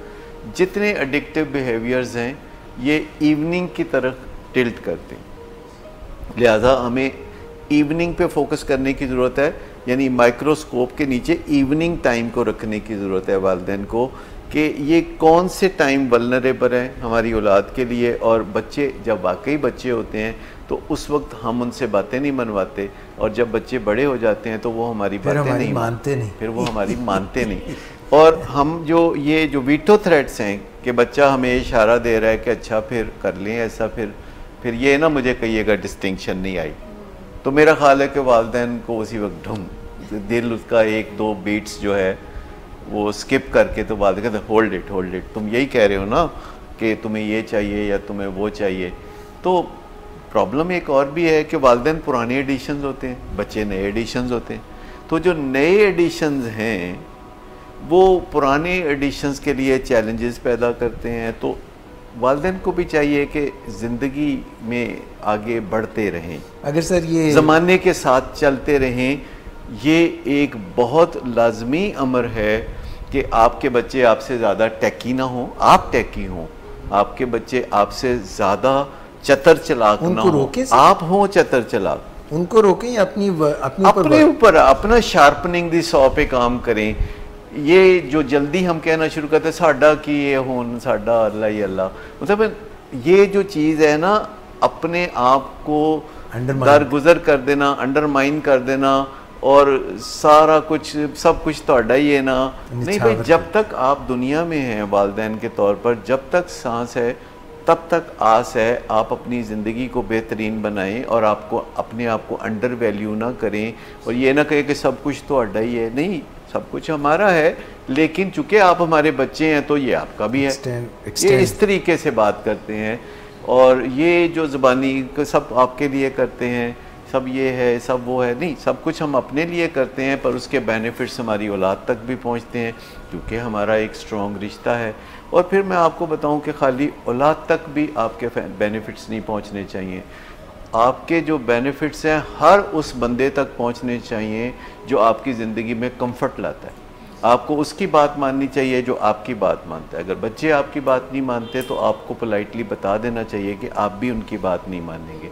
बच्चे अगर वीटो थ्रेट्स करते हैं तो आप उन्हें बता दें कि इससे आपका कोई मसला हल होने वाला नहीं है और अगर आप ऐसा करेंगे तो हमें अफसोस होगा, हमें दुख होगा। अगर आप घर से चले जाएंगे तो हम आपको याद करेंगे, आपकी खैरियत की दुआ मांगेंगे और अल्लाह से कहेंगे कि वो आपको वापस भेजे। और अगर आप हमसे दूर रहोगे तो हम आपकी राह तकेंगे। जब वो जा रहे हो तो उन्हें पार्टिंग किक नहीं देते। अगर वो कहता है मैं पढ़ूंगा नहीं तो आप कहते हैं अगर आप पढ़ेंगे नहीं तो आपका नुकसान होगा, हमें अफसोस होगा और हम देखेंगे कि आप पसमानदा ज़िंदगी गुजार रहे हैं तो हमें तकलीफ़ होगी। बहरहाल ये आपकी ज़िंदगी है, आप फ़ैसला करने वाले हो। हम ज़बरदस्ती आपकी जगह नहीं पढ़ सकते, हम ज़बरदस्ती आपकी जगह रिकवरी में नहीं जा सकते। मैं आपको बताऊं कि हमारे बच्चे और हम अलग अलग इंसान होते हैं। अगरचे वो हमारे बच्चे होते हैं और हम उनके वालिदैन होते हैं, पर हम दो अलग इंसान होते हैं। और जब नाफ कट जाती है तो माँ और बच्चा भी अलग होते हैं। अगरचे ये बात माँ के लिए तस्लीम करना बड़ा मुश्किल होता है, लेकिन सच बात यह है कि हम अपने बच्चों को पोजेस नहीं कर सकते। हम अपने बच्चों की जगह सांस नहीं ले सकते, हम अपने बच्चों की जगह तालीम हासिल नहीं कर सकते, हम अपने बच्चों की जगह नशा नहीं छोड़ सकते, हम अपने बच्चों की जगह ज़िंदगी नहीं गुजार सकते। बच्चे बच्चे होते हैं, हम होते हैं, लेकिन हम एक दूसरे से प्यारे रिश्तों में बंधे होते हैं। इसलिए लाल पीले होने की ज़रूरत नहीं, ग्रेसफुली एक्सेप्ट करना पड़ेगा रियलिटीज़ को कि हमारे बच्चे जो हैं अगर वो किसी कबाहत में पड़े हुए हैं तो हमें मदद ऑफ़र करनी चाहिए। मदद ऑफ़र करने के लिए लाल पीला होने की ज़रूरत नहीं, मदद ऐसे ऑफ़र करनी चाहिए जैसे आप बाहर किसी को मदद ऑफ़र करते हैं। कोई सड़क पार नहीं कर सक रहा तो आप उसे पार कराते हैं, कोई रास्ता नहीं जानता तो आप उसे रास्ता बताते हैं, लेकिन आप उसको ज़बरदस्ती धक्का नहीं देते सड़क पार करने के लिए। जब वो रेडी होता है तो आप उसकी मदद करते हैं। तो जो आपके टीचिंग मोमेंट्स होते हैं वो बड़े इंपॉर्टेंट होते हैं, लेकिन असल बात यह है कि उनके लर्निंग मोमेंट्स क्या हैं। और जब भी आप बात करेंगे तो हंगामा नहीं करेंगे। बात करने में और हंगामा करने में फ़र्क होता है। पहले वालिदैन भी बड़ा हंगामा करते हैं, कभी वालिदैन बीमार होकर दिखाते हैं, कभी वालिदैन जो है कमज़ोर पड़ के दिखाते हैं, कभी वालिदैन कभी किसी तरह बच्चों को इन्फ्लुएंस करना चाहते हैं। इन्फ्लुएंस करने का एक ही तरीका है कि आप ताकत के साथ ग्रेसफुली अपने बच्चों से बात करें, और आप बच्चों से ऐसे बात करें कि बच्चे अलग इंसान हैं और आप अलग इंसान हैं। बस फ़र्क ये है कि आपका आपस में रिश्ता है, ये आप जुड़वा नहीं है, आप जुड़े हुए नहीं हैं। आप हमेशा याद रखें कि जब आप बच्चों से बात करेंगे तो असर उस सूरत में होगा जब बच्चों को पता चलेगा कि उनके फ़ायदे की बात की जा रही है। What is in it for me, मेरे लिए क्या है इसमें। जब भी आप किसी से बात करते हैं आप ये ज़रूर सोचते हैं कि इसके लिए इसमें क्या है। जब हम अपनी बात करते हैं मी मैं अपनी बात कर रहा हूँ, तो फिर लोगों को इसमें बहुत ज़्यादा दिलचस्पी नहीं होगी। सियामीज़ ट्विंस की आपने बात की कि हम नहीं होते सियामीज़ ट्विंस, और आपने ये भी बात की कि अगर हम ये उनको तासुर देते हैं कि तुम दूर रहो या पास रहो, नज़रों में समाये रहते हो, ये भी तासुर जो है कई दफ़ा ख़राबी का बायस बनता है। मैं आऊँगा ज़करिया साहब की तरफ क्योंकि सवाल करना चाह रहे थे। नहीं, ब्रेक पे जाने से पहले ही कर लूँगा क्योंकि फिर ब्रेक लंबी हो जाएगी, एक्सटेंडेड हो जाएगी। बात डॉक्टर साहब ने ये कही थी कि माँ बाप जो होते हैं वो ओल्ड एडिशन होते हैं, विंटेज एडिशन होते हैं, नए बच्चे जो हैं हमारे वो जो है लेटेस्ट एडिशन होते हैं। मगर हम बात जो आपसे सवाल का जन्म लेगा सवाल, वो जो बच्चे लिमिटेड एडिशन होते हैं जो कि बड़े ज़हीन भी होते हैं, चलाक चतर भी होते हैं और नशई भी होते हैं, उनके मुतालिक आप कुछ सवाल करना चाह रहे थे। सर बेसिकली सवाल नहीं था, वो एक मतलब चीज़ इनपुट देना चाह रहा था कि जो नशे की तरफ लोग आते हैं उनका आईक्यू देखा यह गया है कि बेहतर होता है, जिसका मतलब ये होता है कि क्या जो नशे की तरफ आने वाले लोग हैं वो बेहतर आईक्यू वाले लोग होते हैं तभी वो इस तरफ आते हैं, और चूँकि फिर जब वो इस तरफ आ जाते हैं तो फिर ज़ाहिर है उनके पास हर एक चीज़ का सलूशन होता है। उन्हें पता है कि अगर घर में 10 बंदे हैं तो हर एक को कैसे हैंडल करना है, क्या रीज़न्स हैं। फिर अगर आप उनसे कोई डायलॉग करने की तरफ जाते हैं तो वो कहते हैं अच्छा ये नहीं ये कर दें, ये नहीं ये कर दें। तो आईक्यू के साथ जो है वो इसका किस तरह से थोड़ा सर ज़करिया साहब के सवाल के साथ एक मेरा भी साथ में सवाल, आईक्यू कितनी अहम है और ईक्यू उनकी उतनी ज़बरदस्त होती है या वो उसमें लैकिंग होती है? देखिए, जो आईक्यू है जिसे इंटेलिजेंट कोशेंट कहते हैं, ये इंसान की खूबी नहीं है, ये उसको वदीयत में मिलता है। यानी कोई बंदा अपना आईक्यू बढ़ा नहीं सकता, कोई बंदा अपना आईक्यू कम नहीं कर सकता। ये आईक्यू जो कुदरत हमें देती है ये अल्लाह का तोहफ़ा है।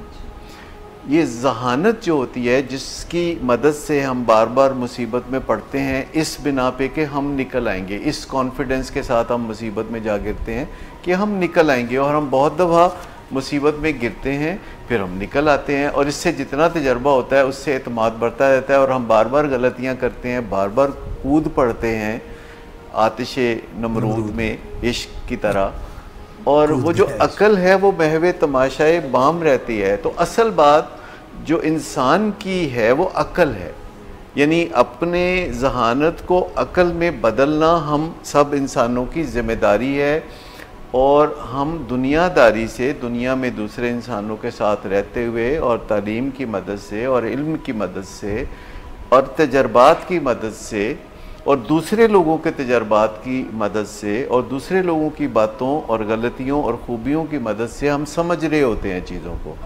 और जब हम अपनी जहानत को तड़का लगा के तो अक्ल में बदलते हैं तो कारआमद चीज़ अक्ल है। जो जहानत है ये कोई गुड न्यूज़ नहीं है। बड़े लोग मुझे बताते हैं, किसी बच्चे से इंट्रोड्यूस कराते हैं जो ट्विंकल ट्विंकल सुनाता है और फिर वालिदैन कहते हैं कि ये बहुत ज़हीन है, तो मैं कहता हूँ it is not a good news. आपने इसकी अब हिफाजत जो है डबल करनी है, क्योंकि जहानत उसे पटरी से उतारेगी और आपने उसको पटरी पर रखना है और मैनेजमेंट इस बच्चे की ज़रा अच्छी करनी है।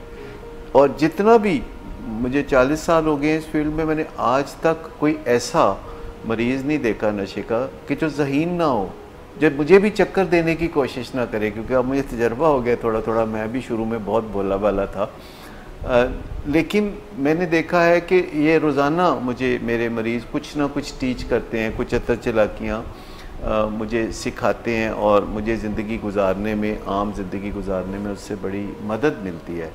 लेकिन मैं आपको बताऊं कि जहानत एक ऐसी चीज़ है जो हमें एक सूडो कॉन्फिडेंस देती है, और जहानत के साथ जो चीज़ जोड़ बन के चलती है और ज़िंदगी अच्छी गुजरती है वो EQ है। यानी आपके जज्बात जो हैं वो कैसे हैं, वो आपके कितना काबू में हैं। कहीं आप उछल तो नहीं पड़ते, कहीं आप गुस्से तो नहीं करते, कहीं आप बेचैनियों की तरफ तो नहीं जाते, कहीं आप बहुत ज़्यादा खुश तो नहीं हो जाते। जिस तरह गुस्सा कोई अच्छी चीज़ नहीं है, इसी तरह बेपनाह खुशी का एलिमेंट भी तबीयत में होना कोई ज़्यादा अच्छी खबर नहीं है। हो सकता है आइंदा ज़माने में लोग डॉक्टर्स के पास जाएं और कहें कि डॉक्टर साहब मुझे पता नहीं कहाँ की खुशियाँ चढ़ी हुई हैं, मुझे बहुत ही ज़्यादा खुशी महसूस हो रही है, बग़ैर वजह के मेरा कुछ कर लें। जैसे कि डिप्रेशन के लिए लोग जाना शुरू हो गए हैं कि डॉक्टर साहब मैं डिप्रेस रहता हूँ, वजह कोई नहीं है, सारी ज़िंदगी ठीक ठाक है, माली मामला ठीक है, औलाद के मामला ठीक है, पर मुझे बड़ी डिप्रेशन होती है। तो डॉक्टर बताता है कि ये एक बायोलॉजिकल इलनेस हो सकती है, ये कोई न्यूरोट्रांसमीटर्स और हार्मोन्स का इम्बैलेंस हो सकता है। सो IQ ये एक फितरत का दिया हुआ, कुदरत का दिया हुआ तोहफ़ा है। इसको हम फिर कन्वर्ट करते हैं कि इसे अक्ल और समझदारी में कन्वर्ट कर लें। उसके लिए हमें दुनिया में आंखें खोल के, कान खुले रख के चलना पड़ता है और सोच विचार करनी पड़ती है। रोज़ाना मेडिटेट करना पड़ता है, अपने दिन का एक जायज़ा लेना पड़ता है कि आज का दिन कैसा था, क्या ठीक किया, क्या ठीक नहीं किया, कल कैसे ठीक करना है। बहुत सारा मुतालिया करना पड़ता है। यूनिवर्सिटी के एजुकेशन के अलावा बहुत सारी ऑटोबायोग्राफीज़, बहुत सारी किताबें पढ़नी पड़ती हैं। फिर टीवी पे जब ख़बरें हम देखते हैं तो हम कहते हैं अच्छा इस ख़बर में अगर मेन करैक्टर मैं होता तो अब क्या करता। या ख़बरें अनफोल्ड हो रही होती हैं तो हम गौर कर रहे होते हैं कि अच्छा ये ख़बर अब क्या शक्ल इख्तियार करेगी, ये कल क्या होगा, ये आज ऐसा नज़र आया तो कल क्या होगा, परसों क्या होगा, धारा किस तरफ चलेगा। तो इससे अकल जो है वो बढ़ती है।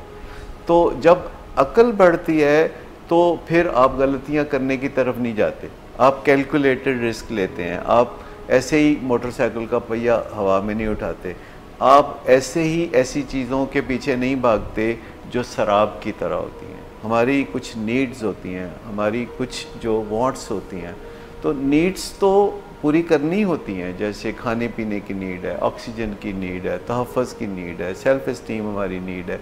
लेकिन कुछ चीज़ें हमारी वांट्स होती हैं कि सबसे पहला जो मॉडल है आईफोन का वो मेरे पास होना चाहिए, चाहे उसकी 3 गुना कीमत हो, या गाड़ी का नंबर मेरा ये होना चाहिए, या सेल फ़ोन का नंबर ये होगा तो लोग समझेंगे कि मैं कोई ज़बरदस्त आदमी हूँ। तो ये जो पर्सनैलिटी एथिक है, जब ये हमारे सर पे सवार हो जाता है तो जो हमारा जो करैक्टर एथिक है उसकी अहमियत हमारी नज़रों में ख़त्म होने लगती है। शादियों ब्याहों के मौके पे लोग पर्सनैलिटी एथिक देखते हैं और फिर 6 महीने बाद रोने पड़े होते हैं।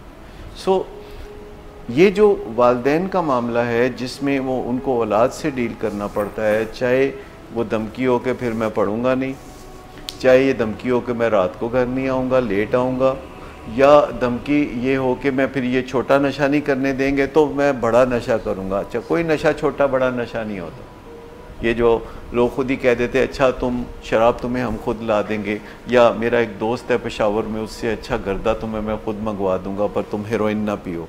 ये सारे धोखे हैं जो हम अपने आप को देते हैं। जब बीवी को मरीज़ कहते हैं कि अगर मुझे पास बैठ के शराब नहीं पीने दोगे तो फिर मैं बाहर जाके पीऊँगा, फिर तुम्हें पता वहाँ कौन कौन होगा, फिर वहाँ कौन सी ख़वातीन होंगी। तो बीवी के एकदम कानों से धुआं निकलने लगता है और कहती नहीं नहीं मैं अभी बर्फ़ का इंतज़ाम करती हूँ। तो किसी के साथ गलत काम में हिस्सेदार नहीं बनते। आप हाथ जोड़ देते हैं कि ये आप काम खुद कर रहे हैं तो मैं इस गलत काम में हिस्सेदार नहीं बनूँगा। सबसे बड़ी बात है कि हम औलाद के लिए जब झूठ बोलते हैं, जब अपने नशे के मरीज़ के लिए झूठ बोलते हैं तो हम उसकी बर्बादी की राह हमवार करते हैं। झूठ हम सब बोलते हैं, अपने लिए बोलने तो बोलने पर औलाद के लिए झूठ ना बोलें। और दूसरे की ज़िंदगी बर्बाद करने का, अगर आप झूठ बोल के अपनी ज़िंदगी बर्बाद करना चाहते हैं, योर बेस्ट लक। लेकिन आप अपनी औलाद की ज़िंदगी अगर झूठ बोल के बर्बाद करना चाहते हैं तो ये डबल जुर्म हो जाएगा। मैं ये इखलाकी एडवाइस नहीं दे रहा, ये तिब्बी एडवाइस है कि औलाद के मामले में अपने हम बहन भाइयों के सामने वडियाइयाँ करते हैं, जबकि वडियाई वाली बात कोई नहीं होती। औलाद ने हमें तंग किया होता है और हम कह रहे होते हैं नहीं हमें तो बहुत पुरसुकून तरीके से ये डील करता है, तो दिल का बहुत अच्छा है, गुस्सा बहुत करता है पर दिल का बहुत अच्छा है। तो ऐसा कोई बंदा नहीं होता जो गुस्सा करता हो और दिल का बहुत अच्छा हो। गुस्सा करने वालों का तो दिल भी बैठ जाता है, दिल का भी भट्टा बैठ जाता है उन लोगों का जो गुस्सा करते हैं। तो गुस्सा कोई अच्छी चीज़ नहीं होती, गुस्सा हराम होता है। इमोशंस को ही, जैसे पेरेंट्स के इमोशंस को ही मैनिपुलेट कर रहा होता है पेशेंट। आपकी बात से ये अंदाज़ा हो रहा है कि पेरेंट्स फीलिंग्स को ही स्ट्रेंथ बनाकर, यानी इंटेलिजेंटली अगर उनको हैंडल करें और फैक्ट्स और फीलिंग्स को कन्वे करें तो वो वीटो थ्रेट्स को जो है वो डील बहुत एमिकेबली कर सकते हैं। 1 मिनट के अंदर अंदर वालिदैन अपने फ़र्ज से ओहदा बरा हो सकते हैं। 1 मिनट के अंदर अंदर कि जब भी औलाद में कोई चीज़ देखें जो नामुनासिब है तो 20 सेकंड में उस नामुनासिब चीज़ का जिक्र ऐसे करें जैसे टेलीविज़न पे ख़बरें सुनाते हैं, जैसे कोई ख़बरें सुनाते हैं। ब्रेकिंग न्यूज़ में रौला बहुत होता है, लेकिन जैसे PTV की ख़बरें होती हैं, पुरसुकून आराम से पुरसुकून तरीके से जो ख़बरें सुना रहे होते हैं, तो वो कहते हैं कि ये जो तुम्हारा रवैया था, ये जो तुम रात 4 बजे तक तुम्हारे कमरे की लाइट जल रही थी, तो ये मेरे लिए जो है तकलीफ़ दे था। ये अब आप फीलिंग्स बता रहे हैं कि मैं सोच रहा था या सोच रही थी कि तुम अपनी नींद पूरी नहीं कर रहे तो सुबह यूनिवर्सिटी में कैसे कोप करोगे। तो फिर आखिरी 20 सेकंड में आप कहते हैं कि मुझे उम्मीद है कि तुम अपने सोने के टाइम पे दोबारा गौर करोगे और रात को 10 बजे या 9 बजे सो जाया करोगे। देखिए, आपने कहा कि लेट तुम जाग रहे थे, 1 नंबर 2 कि मुझे उससे कोफ्त हुई और तशवीश हुई, और फिर आप कहते हैं कि आपकी एक्सपेक्टेशन क्या है। तो जहाँ भी मामला हो, आप औलाद से 1 मिनट में, या खामद या बीवी या किसी सबॉर्डिनेट से, अगर आप 1 मिनट में ये 3 बातें कर दें जो 20-20 सेकंड का हिस्सा है, अगर इनका असर नहीं होना तो आप तत्ते तवे पर बैठ जाएं, कुछ नहीं होना। सर, प्रोग्राम के तकरीबन इख्तितामी राउंड में हम जाएंगे सवालात कुछ जो हैं जो अभी तशनाकाम हैं, और वो उनका ताल्लुक़ इसी वीटो थ्रेट्स, इमोशनल ब्लैकमेलिंग से है। और हम ये तकरीबन आपसे सवाल करेंगे रैपिड फायर राउंड की तरह। एक ब्रेक, और ब्रेक से जब हम पलट के आएंगे तो इसमें इमोशनल ब्लैकमेलिंग हमारे लव्ड वन जो कि एडिक्शन में होते हैं, सब्सटेंस अब्यूज़ में होते हैं, उनको वो कैसे यूज़ करते हैं एज गन पॉइंट पे रखने के लिए, इसमें हम बात करेंगे। ये जो वर्किंग ऑन मी फर्स्ट है, इससे आपके मसाइल फौरी तौर पर सुलझने लगते हैं। और जब आपको एक इंसान को बदलने का तजर्बा हो जाता है, यानी आपको ख़ुद को बदलने का तजर्बा हो जाता है और आप खुद को पहले से अच्छा बना लेते हैं, तो फिर आपको दूसरे पर भी काम करने में आसानी होती है और आप दूसरे को बदलने में भी कामयाब हो जाते हैं। हम क्विक फिक्स पे बिलीव नहीं करते। हम समझते हैं कि जो क्विक फिक्स होता है, जिसे हम उर्दू में जुगाड़ कहते हैं, वो ज़्यादा देर काम नहीं करता। जो मुश्किल बंदों से बात है ये सीखना पड़ती है। इसके लिए ना सिर्फ असर्टिवनेस सीखने की ज़रूरत है बल्कि क्रूशल कन्वर्सेशन सीखने की ज़रूरत है कि कैसे सबसे पहले हम भड़के हुए जज्बात को ठंडा अगर कर दें तो फिर हमें बात करने में कुछ आसानियां होने लगती हैं। काउंसलिंग से मुराद यह है रोशनी करना, ताकि दूसरा खुद आगे बढ़ के अपनी ज़िंदगी को बेहतर बना ले। जब हमें अपने आप को मनाना पड़ता है और हम मान कर नहीं देते तो इसका मतलब है हमारी मर्जी बीमार है। हमारी भी एक मिशन स्टेटमेंट होनी चाहिए और उस मिशन स्टेटमेंट के मुताबिक कुछ आइन होना चाहिए हमारा, तो फिर हमें हर वक्त हर लम्हा सोच विचार नहीं करनी पड़ेगी। हमारा आइन हमें रहनुमाई दे रहा होगा और हम एक नदी की तरह बहते हुए अपनी ज़िंदगी के सफ़र पे रवां दमा। वेलकम बैक व्यूअर्स, प्रोग्राम है यू आस्क्ड फॉर इट और डॉक्टर साहब हम आपसे जो पूछना चाह रहे हैं वो एक रैपिड फायर राउंड की तरह होगा और बात ये होगी कि हमारे लव्ड वन जब एडिक्शन में होते हैं, सब्सटेंस अब्यूज़ में होते हैं, अल्कोहलिज्म में होते हैं, इमोशनली ब्लैकमेल कर रहे होते हैं, अगर कोई प्यारा ये कहे कि मैं ख़ुद को कमरे में बंद कर लूँगा और किसी से भी नहीं मिलूँगा, तो ऐसे में वालिदैन को क्या करना चाहिए या जो भी हमारा उनसे रिश्ता है हमें क्या करना चाहिए, कैसे डील करें? देखिए, अगर कोई अपने आप को कमरे में बंद कर लेता है तो ये ख़राब ज़हनी सेहत की अलामत है। वालिदैन इससे लाताल्लुक़ तो नहीं रह सकते, लेकिन इस थ्रेट में कोई नाजायज़ बात भी नहीं मान सकते। सो ऐसे मौके पे हमें ये खैर ख़बर तो रखनी होगी कि वो अकेला कमरे में क्या कर रहा है, लेकिन हमें उसकी कोई नाजायज़ बात नहीं माननी। अगर वो कमरे में से बाहर नहीं आता तो हम कमरे में जा सकते हैं, उसके कमरे में जा सकते हैं। और ऐसे घरों में ये पहले से ही बंदोबस्त होना चाहिए कि जहां हमें हमारा वास्ता किसी नशे के मरीज़ से हो या किसी टीनेजर से हो जो क्राइसिस पैदा करता है। घरों के अंदर वैसे भी ये हमारे पाकिस्तान में है बहुत लॉक सिस्टम। आपको पता है यूके में घरों में कोई कमरों के दरमियान कोई लॉक सिस्टम नहीं होता उनके यहाँ, क्योंकि उन्हें शायद इसकी ज़रूरत महसूस नहीं होती। लोग वैसे ही एथिक्स के मुताबिक नॉक करके जाते हैं या इजाज़त लेके जाते हैं। ठीक हो गया। डॉक्टर साहब, दूसरा सवाल ये है कि जो लव्ड वन है, जैसे आपने अभी थोड़ी देर पहले फरमाया था, वो कहते हैं जी मैं पेशावर से गर्दा मंगवा दूं या कोई ऐसी चीज़ करें, तो वो कहेगा अगर आपने मुझे ये ना इजाज़त दी कि मैं अपनी ड्रग ऑफ चॉइस यूज़ करूं तो मैं खुद ड्रग डीलर बन जाऊँगा। नेचुरली आप उससे बात करते हैं कि इससे आप अपने आप को बहुत मुश्किलात में डाल लेंगे। अगर आप ड्रग डीलर बनेंगे तो पुलिस आपको जल्द ही पकड़ के ले जाएगी और हम कतई तौर पर इस जुर्म के बाद आपकी मदद नहीं कर सकेंगे। जब आप थाने के लॉकअप में होंगे तो हम कोई रिश्वत दे के या सिफारिश के ज़रिए आपको नहीं छुड़ाएंगे। आप ठंडे दिल से ये बात सोच लें। लेकिन मैं आपको बताऊं कि गर्म माहौल की बजाय आप ठंडे माहौल में जब आप अपनी औलाद को बता देते हैं कि आप क्या करेंगे और क्या नहीं करेंगे और दोहराते रहते हैं कि आप क्या क्या क्या करेंगे और क्या क्या नहीं करेंगे, तो आपकी औलाद फिर आपको आजमाती नहीं है। वरना बाज़ औक़ात तो बच्चे ये कह देते हैं कि मैं आपके साथ रहना पसंद ही नहीं करता। अच्छा, ये वो अब धमकी नहीं दे रहा कि मैं कहीं चला जाऊंगा, वो कहता है कि जी मुझे किसी जगह अलग फ्लैट लेके दें जिसे आप मेंटेन करें और मुझे वहाँ भेजने से पहले लिबर्टी से शॉपिंग भी कराएं।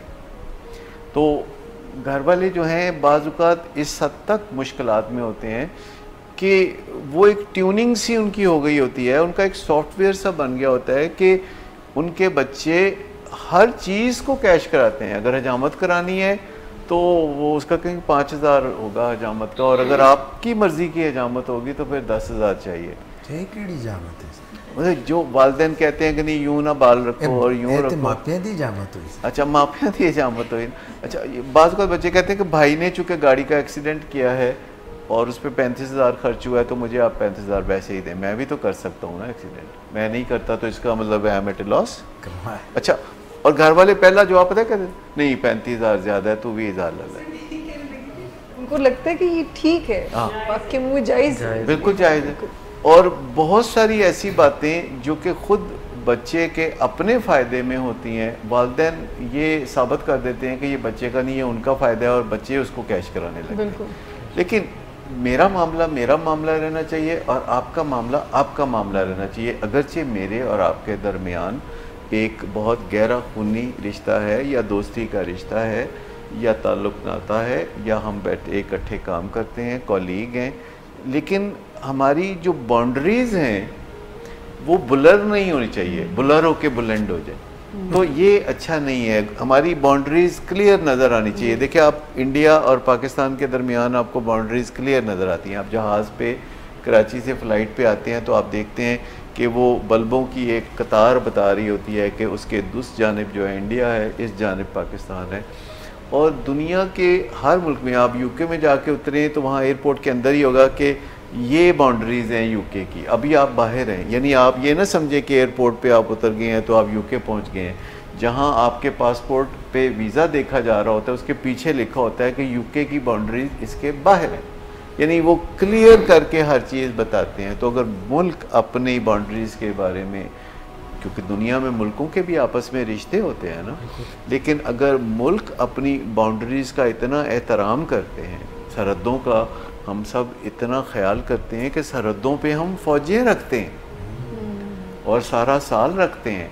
और सर अगर कोई जो इन बाउंड्रीज़ का ख्याल छोड़ने लगे और ऐसे रवाबित बढ़ाने लगे तो ऐसे लोग भी हैं जो कहते हैं कि ये ऐसे ना करो। तो अच्छा, घरों में भी वालिदैन के साथ औलाद की बाउंड्रीज होती हैं। मियाँ बीवी बहुत ही करीबी रिश्ता है पर उनके दरमियान भी बाउंड्रीज होती हैं। आप भूत बन के पोजेस नहीं कर लेते अपनी बीवी को या खामद को, आप एक शख्सी आज़ादी का ख्याल रखते हैं। और बच्चे हों या वालिदैन हों या भाई हों, ये आपस में उन्हें ये ख्याल रखना चाहिए कि वो अलग इंसान है पर एक रिश्ते में जुड़े हुए हैं। वो वैसे नहीं जुड़े हुए फिज़िकली, वही सियामीज़ ट्विंस नहीं। तो असल बात यह है कि जब हम अपनी और दूसरों की बाउंड्रीज़ का ख्याल करने लगते हैं तो फिर हम आपे से बाहर नहीं होते, फिर हम गुस्से नहीं करते, फिर हम आराम से बात करने लगते हैं। और जब हम आराम से बात करने लगते हैं तो उसके दो पहलू हैं। सबसे पहले हमें ये एहतियात करनी है कि क्या नहीं कहना जी। और जब हम फैसला कर चुके हैं कि क्या नहीं कहना तो उसके बाद हम फैसला करेंगे कि क्या कहना है। क्योंकि जब हम बात कर रहे होते हैं तो जो लफ्ज़ हैं और फ़िक्रें हैं वो मूसलाधार बारिश की तरह वो टपक रहे होते हैं और हमने उनमें से पिक एंड चूज़ करना होता है कि इसे पकड़ना है, इसे छोड़ना है, इसे पकड़ना है, इसे छोड़ना है। हमेशा बेहतर और बदतर लफ्ज़ जो हैं बर वक्त हमारे सामने आ रहे होते हैं। तो जब हम अपने प्यारों से बात कर रहे होते हैं तो हम बेहतर लफ्ज़ों का चुनाव करते हैं। सर वो मैंने सिर्फ ये 2-3 बातें पूछनी थी कि ये सर हुज्जा मार सकने हैं एक दूसरे ने, तो चूंडियाँ वड़ सकने हैं, तो बखीच को ऐसा कर सकते हैं कि ये भी परहेज़ करें। बहुत परहेज़ करने की ज़रूरत है और बचपन से ये सिखाना चाहिए, क्योंकि घरों में छोटे छोटे बच्चे जो हैं चुपके से एक दूसरे को चुंडी काट देते हैं और वालिदैन जो है परेशान हो जाते हैं, उनको पता भी नहीं चलता। और बाज़ औक़ात जिसे चुंडी काटी जाती है वो भी ऐसे शोर मचाता है जैसे मर ही गया हो, मर गया वो करना शुरू कर देता है। बाज़ लोग इसमें यानी ये जो एक शोर मचाना है ना, वो ओवर कर देते हैं इन चीज़ों को। तो बच्चों को शुरू से समझाना चाहिए कि जो भाई होते हैं, अगरचे आपकी उनके साथ थोड़ी रकाबत भी होती है जिसे हम सिबलिंग रेवलरी कहते हैं, और ये बहन भाइयों के दरमियान ज़रूर पाई जाती है और ये सारी उम्र के लिए रहती है, इसे ख़त्म नहीं किया जा सकता। अगरचे वालिदैन को ये चीज़ बहुत बुरी लगती है, लेकिन ये एक नेचुरल इंस्टिंक्ट है। वालिदैन की बच्चों से कोई रकाबत नहीं होती। वालिदैन चाहते हैं कि उनके बच्चे उनसे आगे निकल जाएं, लेकिन बहन भाई एक दूसरे से आगे निकलने का मौका नहीं देते। और एक बच्चा अपना रिपोर्ट कार्ड दिखा रहा है और वालिदैन से साबिश ले रहा है तो दूसरा बच्चा भी भाग के पिछले महीने की रिपोर्ट कार्ड ले आया था, कहते हैं अभी देखो। तो बच्चों के अंदर ये जो नेचुरल इंस्टिंक्ट है इनको समझना चाहिए, इसमें कोई कबाहत या बुराई वाली बात नहीं है, पर हमारे अंदर जो नेचुरल इंस्टिंक्ट्स हैं, जो जिबिल्लतें हैं, उनको ज़रा काबू में रखना ज़रूरी है। क्योंकि हम अपनी मर्ज़ी करें ये हमारा हक़ है, लेकिन हमारी मर्ज़ी से दूसरे की मर्ज़ी ज़ख्मी हो जाए ये जो है ना हमारा हक़ नहीं। सर ये जो आपने पोजेस करने की बात की है कि हमारी कोशिश होती है, बीवी है, मियाँ है या बच्चे हैं, हम उनको पोजेस करने की कोशिश करते हैं, तो मुझे ये ख्याल है कि जब कोई पोजेस्ड हो जाता है वैसे तो उसको एक्सरसाइज कराना पड़ता है, वो क्या कहते हैं झाड़ा फूंक एक्सोर्सिज्म कराना पड़ता है, तो हम वैसे कर लेते हैं सर। नहीं, इस तरह नहीं होता जैसे आजकल भी हमारे देहातों में होता है कि कहते हैं जी इसको जिन भूत चिमड़ गया है, तो फिर उस बंदे को मार मार के उसका बुरकस निकाल देते हैं और जब वो बंदा चीखें मारता है तो कहते हैं जिन भूत चीखें मार रहा है। तो मैं आपको बताऊं कि हमें मामलात जो है इज़्ज़त आबरू से तय करने चाहिए, घरों में भी और माशरे में भी। और जब हम अपने बच्चों से मामला कर रहे होते हैं या बहन भाइयों से मामला कर रहे होते हैं या दोस्तों से या कॉलीग से कर रहे होते हैं तो हमें सॉफ्टर वर्ड्स इस्तेमाल करने चाहिए।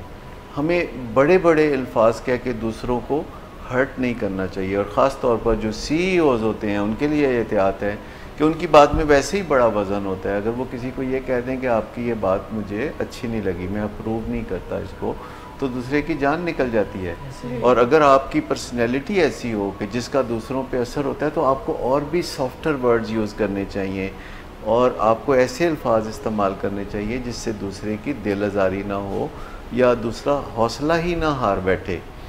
और शीशे के घर में बैठ के, यानी जब हम अपनी गलतियां जानते हैं, जब वालिदैन जानते हैं कि उनसे अपना ब्लड प्रेशर या शुगर कंट्रोल नहीं होती या कोई ओवर ईटिंग का मामला है जो कंट्रोल नहीं होता, वालिद अपने सिगरेट नहीं छोड़ पा रहा, तो फिर अपने बच्चों से बात करते हुए भी बहुत ज़्यादा आपे से बाहर होने की ज़रूरत नहीं। अब देखिए पाकिस्तान में हर लुच्चा लफंगा जो ख़ुद बहुत ज़्यादा करप्शन करता है वो करप्शन के ख़िलाफ़ बातें करनी शुरू करता है। आसान तरीन तरीका ये है कि चोर ही बोले चोरो चोर। तो मैं समझता हूँ कि जब हम दूसरे को बात करते हैं तो हमें अपने गिरेबान में भी ज़रा झांक के देख लेना चाहिए। हम सब में कोताहियाँ होती हैं पर हमारी कोताहियाँ, हमारी करप्शनें दूसरों से मुख्तलिफ होती हैं। इनको उछालने की बजाय हम अपनी कॉम्पिटेंस की बात कर सकते हैं। हम बता सकते हैं कि हम क्या कर सकते हैं बजाय इसके कि हम कहें कि दूसरा क्या नहीं कर सकता।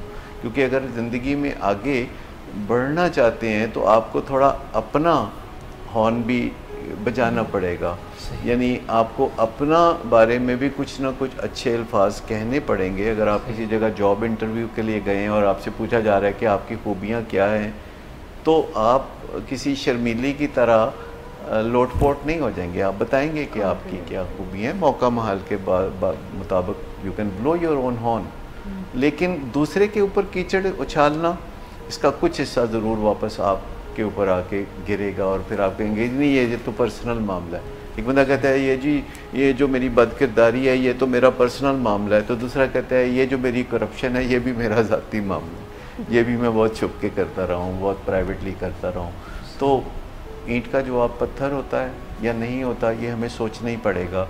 और हमें अपने घरों में भी जब हम अपने बच्चों के साथ मामला डील करते हैं तो ये नहीं कहना चाहिए कि तुम्हारी उम्र में मैं इतना यूँ होता था या तुम्हारी उम्र में हम ये कर लिया करते थे। नहीं, आपके बच्चे जो हैं उनको अंडरमाइन करने की ज़रूरत नहीं है।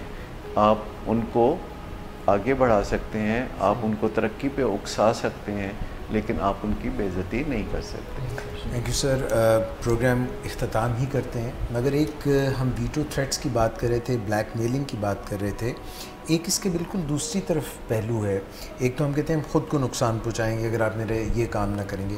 कई दफ़ा हम ये झांसा भी देते हैं, यानी हमसे मुराद है जो एडिक्ट्स होते हैं, कि आप अगर मेरी शादी कर दें तो मेरी दुनिया बदल जाएगी, मेरी काया पलट जाएगी। डिमांड से आप कहते हैं कि आपको ये देखिए, ये करके देखें, आपने बहुत कुछ किया पहले, अगर आप मुझे उम्रा करा दें तो मैं ऐसे बदलूँगा कि आपको दिन में तारे नज़र आ जाएंगे। इसके मुताबिक क्या? देखिए, अब बिज़नेस शुरू करा दें। ये तो पुराना एक टोटका था, ज़ुबैदा आपा का नुस्खा था कि शादी कर दी जाए। तो ये नुस्खा कभी कभी बड़ा कारआमद रहता था कि जब इंसान को वोटी मिल जाती है तो वो बाहर ज़रा घूमना फिरना कम करके अपने घर में अपनी बीवी के साथ जो है ज़रा खुश रहना शुरू कर देता है, तो बाज़ औक़ात वो ज़िम्मेदार भी हो जाया करता था। तो पुराने ज़माने की बात है। ऐसा हो लेकिन आज के ज़माने में महज शादी काफ़ी नहीं है, किसी पीर मुर्शद के साथ शादी हो तो उससे ज़िंदगी में कोई बड़ी और अच्छी तब्दीली आना मुमकिन है और नशे की लत उससे छूट सकती है या ज़िंदगी उससे बदल सकती है। तो मेरा ख्याल है मार्केट में अगर इज़ नॉट सो लकी, कोशिश की बात है ना, ये गट्स की बात है कि आप आगे बढ़ के तलाश करें तो फिर कोई हाथ पकड़ने वाला भी मिल नहीं। But is it a good idea to get into a marital relationship when you are already having your own problems? Simply marital relationship की हम बात नहीं कर रहे, हम किसी मुर्शद या मेंटोर किस्म के। सर जो बंदा नशा करता है उससे मुर्शिद मेंटोर का क्या ताल्लुक है? हाँ नहीं, डेफिनेटली अगर कोई नशा छोड़ना चाहता है, अच्छी ज़िंदगी की तरफ आना चाहता है तो किसी सियाने का हाथ तो पकड़ना पड़ेगा। अब ये सर मैं बड़ा हैरान पर आप कुछ क्या मैं थोड़ा सा कंफ्यूज था, मतलब मुर्शिद मेंटोर मतलब कि उनका लाइफ एक्सपीरियंस ज़्यादा हो या आपको हेल्प आउट कर सके, ये नहीं, शादी की बात कर रहे थे एजाज भाई, तो मैंने कहा कि अगर शादी इस नीयत से करनी है कि उससे नशे की बीमारी छूट जाए तो फिर भी किसी आम खातून से शादी करने की ज़रूरत नहीं है, फिर तो किसी पहुंची हुई खातून से शादी करने की या ज़रूरत है। फॉर दैट मैटर कोई बंदा भी ऐसा है तो उससे। मगर सर ये आपने जो है ना बिल्कुल प्रोग्राम का अख्ताम करते हुए मुझे थोड़ा गुमगू कन्फ्यूजन का शिकार कर दिया है, क्योंकि एडिक्शंस जो हैं एजाज भाई शरारतें ना किया करें। नहीं सर मैं ऑनेस्टली बता रहा हूँ, क्योंकि एडिक्शंस में हम ये भी बात करते हैं कि कभी कभी सिर्फ सब्सटेंस की एडिक्शंस नहीं, शख्स अशख़ास की भी एडिक्शंस हो जाती हैं।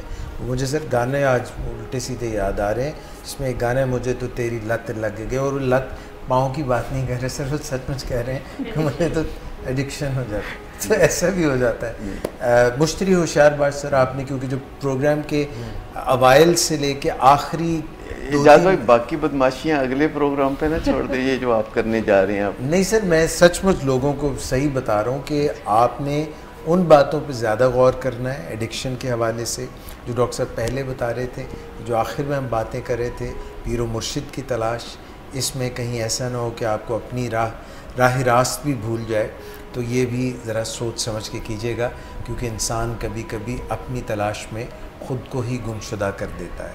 अपना बहुत ख्याल रखिएगा, दुआ में याद रखिएगा। विलियम बेस के फोरम से आज की इस नशिस्त को बर्खास्त करते हैं, फिर मुलाकात होगी। अल्लाह हाफ़िज़।